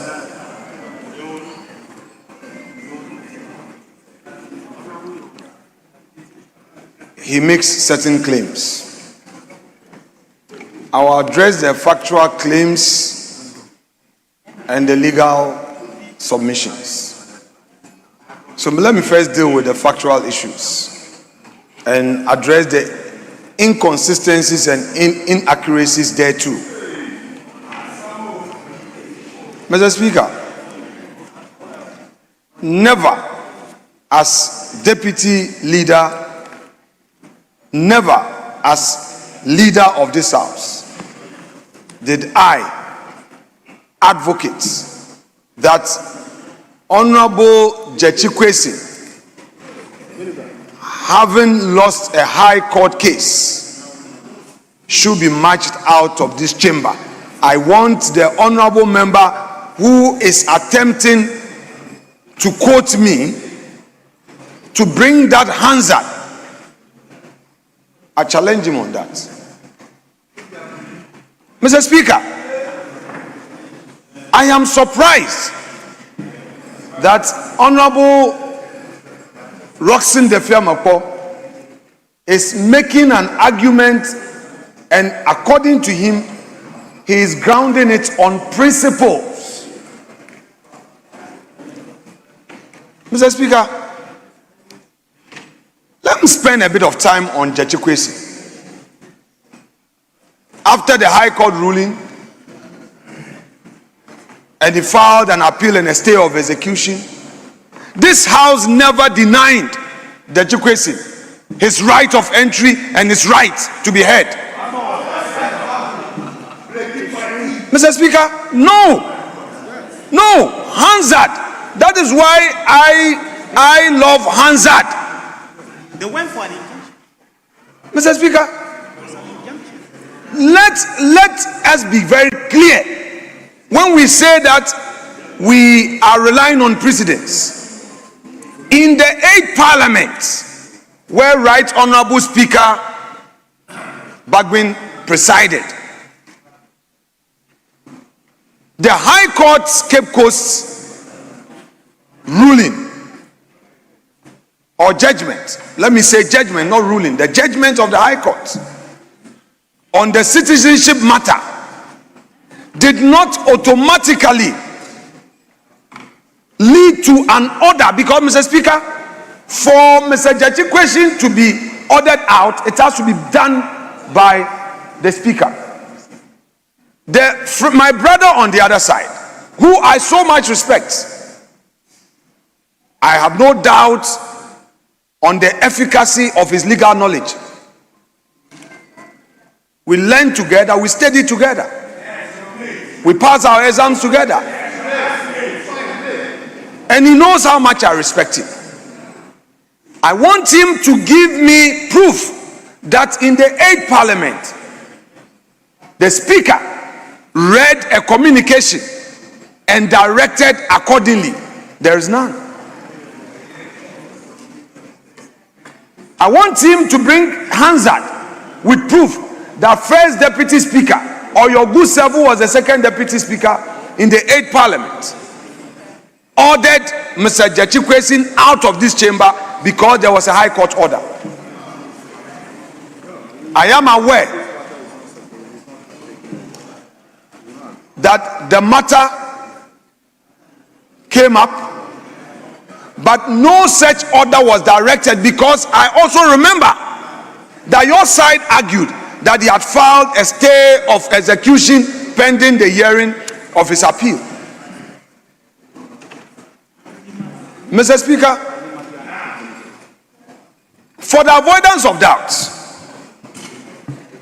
whereas in the Gyakye Kwesi matter, the judgment of the courts was made available to all parties. It will interest Honorable Defiamapo, who is today arguing that a member who has been regularly elected, sworn in, be removed because there is an order of a court, when the judge himself said his judgment is not ready. His judgment will be ready on Friday. That is what the judge said in open court. Listen, the right to be heard does not simplicity mean that you create just the opportunity. That right must manifest in the process of hearing, which would be called fair hearing. Mr. Speaker, the next leg of his argument is that a stay of execution does not operate as a stay. Mr. Speaker, with respect,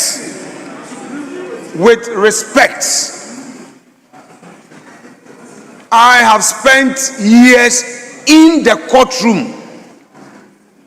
I have been a active practicing lawyer in the Superior Court of this country. And I know my friend to be a practicing lawyer as well.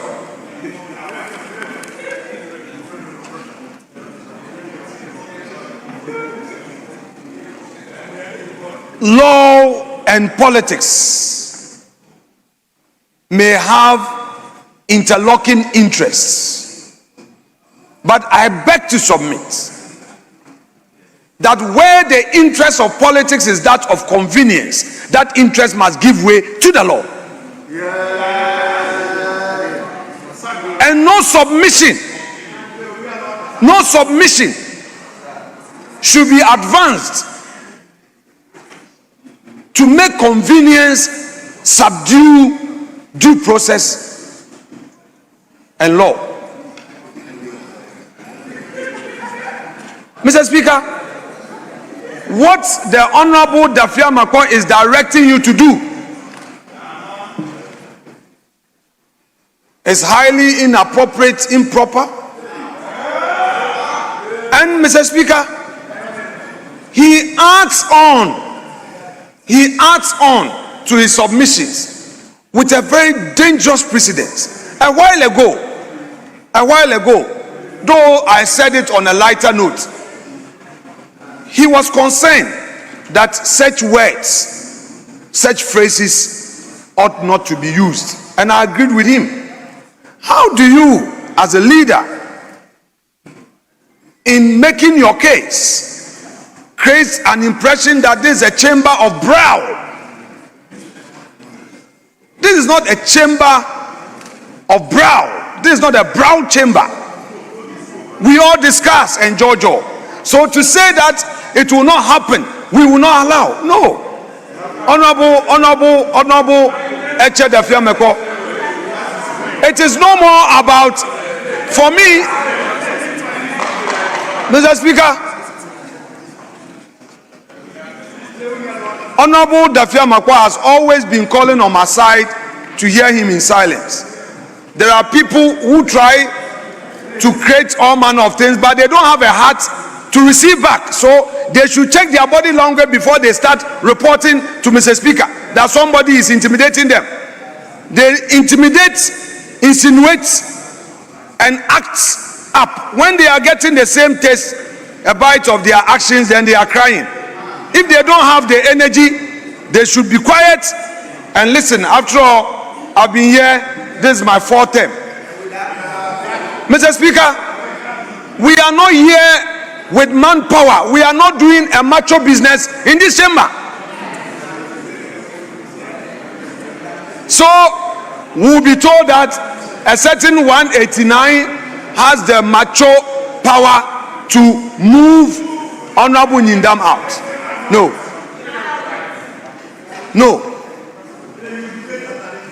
Mr. Speaker, Honorable Matthew Nyindam, as the applicant himself said, and the applicant here is Honorable Dafia Meko, he himself conceded that he has become aware that there is a stay of execution that has been duly filed. If the High Court judge, who at first instance will hear that application, is minded, he should speedily determine for the man to pursue his case at another level. Mr. Speaker, this is a democracy. Let us allow due process of law. let us not, for whatever convenience, attempt to frustrate others. Mr. Speaker, we know of what happened on election night, where members on this side who had won their elections through machoism and attacks were denied their votes. We know what we've all gone through. So is this nation today encouraging violence, machoism as a way to move our democracy forward? I beg to say no. And it should never come out of the mouth of a member of parliament that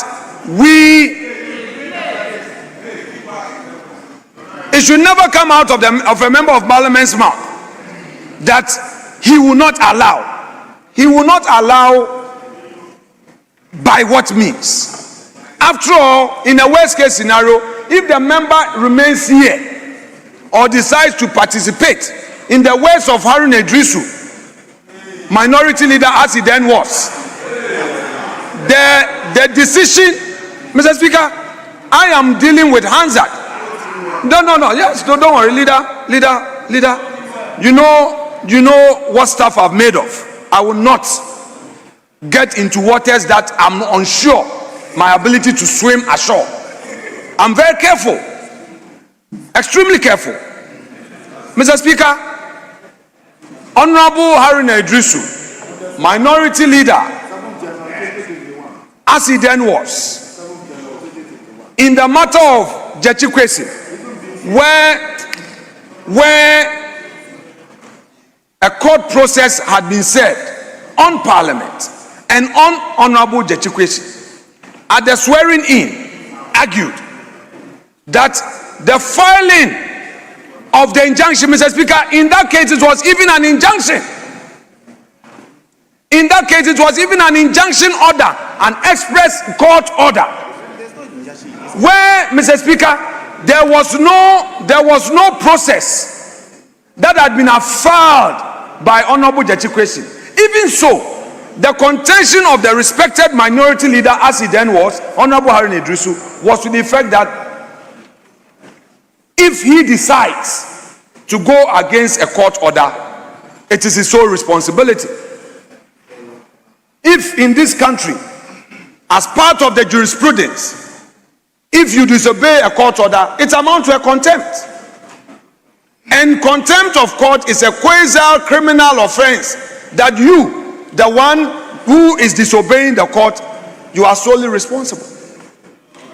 So, Mr. Speaker, this debating chamber must not metamorphose into a constitutional chamber.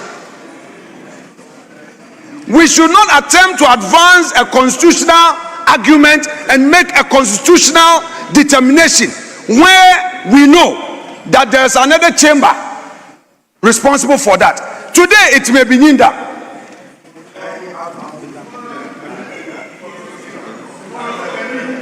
So, Mr. Speaker, for anybody to make an argument of convenience and try to shape it in a certain form, clothe it in a certain form, to impose it on us, Mr. Speaker, we will not accept it. I therefore pray, Mr. Speaker, that his request or prayer to you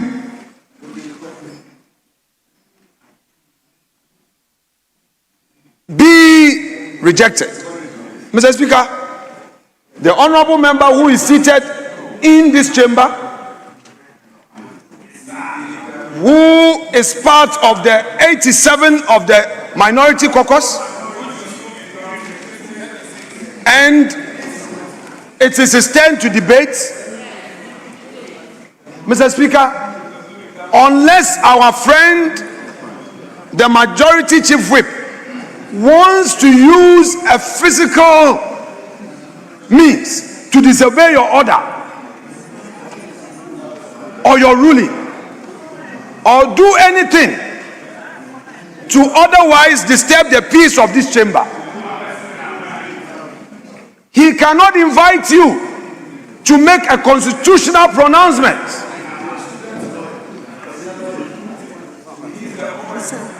To deny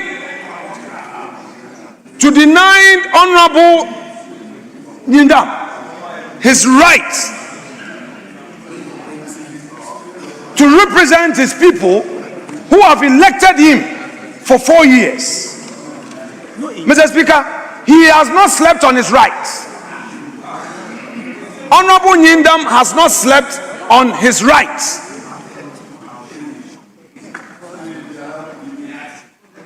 Mr. Speaker, the judgment is not ready, there's no injunction. Please, I've made all the legal submissions, I've addressed the factual inaccuracies, as well as, Mr. Speaker, as well as all the factual inaccuracies, the allegations that he made bringing me in, that I, as majority leader, made argument to the effect that Jachikwesin should be denied entry, and that the majority then denied Jachikwesin entry. Mr. Speaker, it never happened. The majority never did that because the majority has no such powers. Mr. Speaker, if there are maneuvering to get the chair to subject this parliament to the pleasure of the majority, Mr. Speaker, that must cease. It is not going to help democracy. Now, Mr. Speaker, the last leg of my argument, I am aware of the Asefua, the Vincent Asefua case. The ratio in that matter must be distinguished. It's very clear. Nobody should construe that. What the Supreme Court, through my Lord Kulendi, said in the Asefua case is different in form and shape from this very matter. It is. Where he said a party files an injunction, and then that injunction against a state institution or an organ of state, and argue that until that application is granted, it does not deny that state institution or that organ of government from organ of state from performing its statutory or constitutional mandate, must be distinguished from the matter before us. This is a matter of human rights. The right of a duly elected member of parliament. He has not followed that process to stop a state institution from performing its function. That's not what he's doing. He has been elected bona fide. You know that. For 4 years. We cannot create any temporal vacuum whatsoever. Mr. Speaker, the issue of representation is a sine qua non matter. Representation of people. Mr. Speaker, when my Lord Atuguba in the Akufo-Addo and others against John Dramani Mahama, against John Dramani Mahama and another. Colleagues, this is a time for all of us to learn. So please, I need your attention. These are very serious arguments. You wouldn't always get me on my feet to advance a serious constitutional argument. So pay attention. Yes. Mr. Speaker, in the matter of Akufo-Addo and others against John Dramani Mahama and another, Mr. Speaker, my Lord Atuguba, speaking on behalf of the majority, said that that the argument of the plaintiff on annulment of votes because same were not signed by the presiding officers as provided for by the regulation must not be entertained, because there had been regular votes and those votes must be respected. My Lord Atuguba invoked the prudence rule. I'm not here to educate us or give a lecture on the rule of prudence. I'm not going to do that. It's a matter that the applicant himself knows. When procedure and prudence clash, procedure will give way to prudence. And therefore it will be prudent for us to allow Honorable Nyindam to remain with us as a member of parliament, because it's a constitutional right he's exercising for and on behalf of the Pandai people. And Mr. Speaker, we cannot say that he should be walked out, or the majority cannot say that they will not allow him to be in this chamber. There is no such precedence. When the Capitation matter occurred, there was no directive from the chair, neither was there a metro power from the majority to walk him out of this chamber. It did not happen.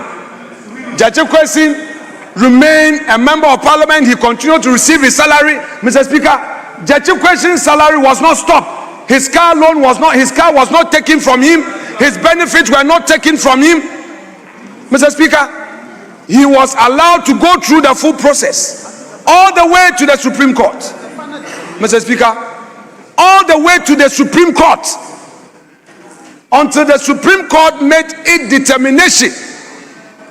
Then eventually there was a by-election. So, Mr. Speaker, what is good for the goose is good for the gander. What was done by the NDC minority as they were in the 8th Parliament must be done for Honorable Matthew Nyindam of Pandai, who is with the minority caucus.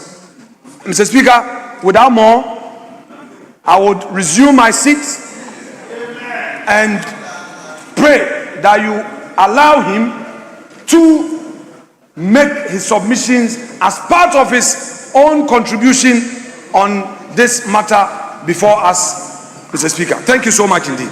Thank you very much. Honorable members, I've heard you. Honorable members, honorable Mr. Speaker, leader, you made the Speaker, application. please. I've heard you. Speaker, these are very serious matters. It's okay. It's okay. No, Mr. Speaker, hear me. Leader, Mr. leader, Speaker, we have so many things to do today. Mr. Speaker, So I many agree. things. Mr. Speaker, I agree. Mr. Speaker,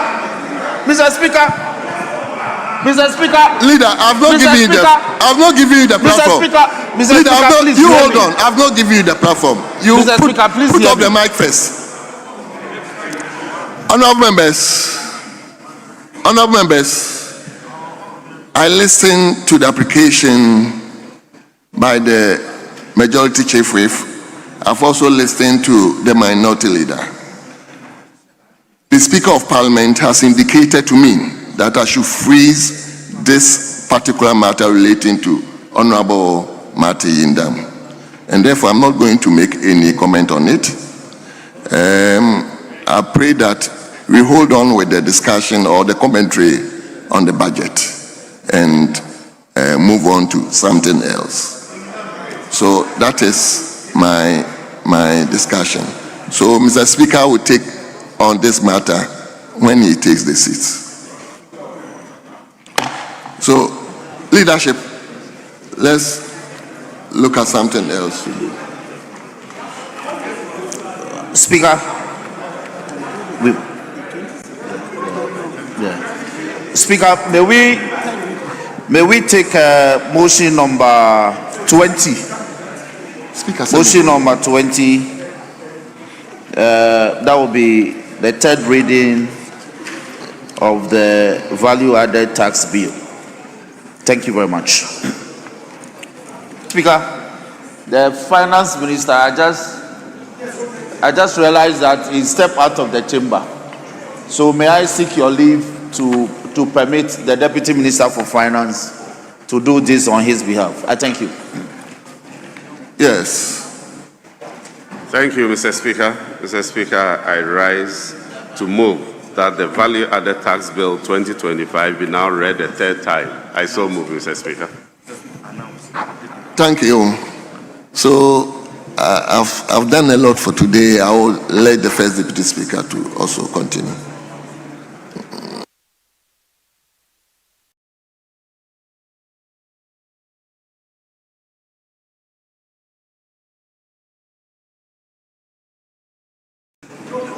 Yes, Honorable Deputy Finance Minister, let me hear you. Mr. Speaker, I already moved, but I want to repeat that I move that the value-added tax bill 2025 be now read for the third time. I so move, Mr. Speaker. Honorable members, motion for the third reading of the value-added tax bill 2025 ably moved. Any seconder? Mr. Speaker, I write to second the motion captured at page 9 of today's order paper. Honorable members, motion moved and seconded, and it is for the consideration of the House. Honorable members, I will put the question. The question, therefore, is: as many as are in favor of the motion, say aye. Those against, say no. The ayes have it. The motion is accordingly carried. An act to revise and consolidate the law relating to the imposition of the value-added tax and to provide for related matters. Honourable members, the value-added tax bill 2025 is duly read the third time and accordingly passed.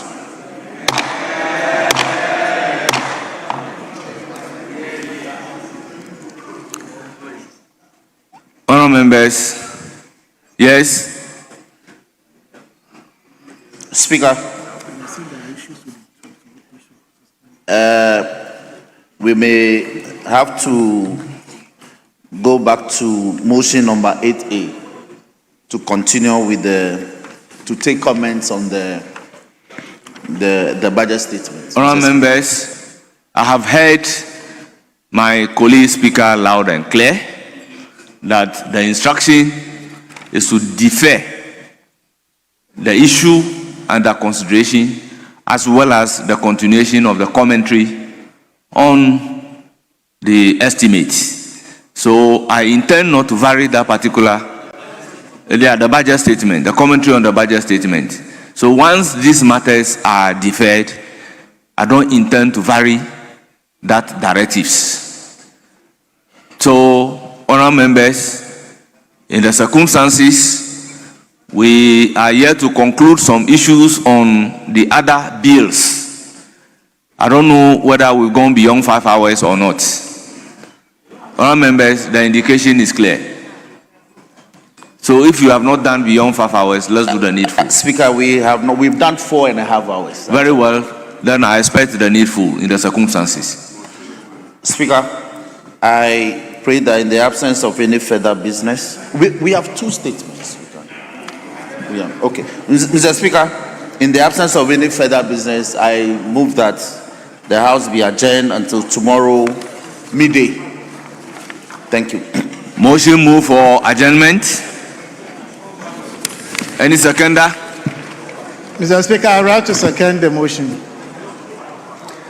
Honourable members, motion move and seconded. It is for the consideration of the House. Honourable members, I will put the question. As many as are in favor of the motion for adjournment, say aye. Aye. Those against, say no. The ayes have it. The motion is adopted. The House is accordingly adjourned till Thursday, the 27th day of November 2025 at 12 o'clock in the forenoon. Thank you very much, honorable members.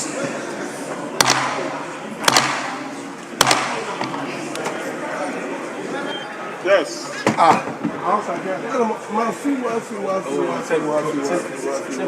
Budget committee is there. Budget committee is starting 9. The phone for 35. Every day. Doctor, Doctor 1.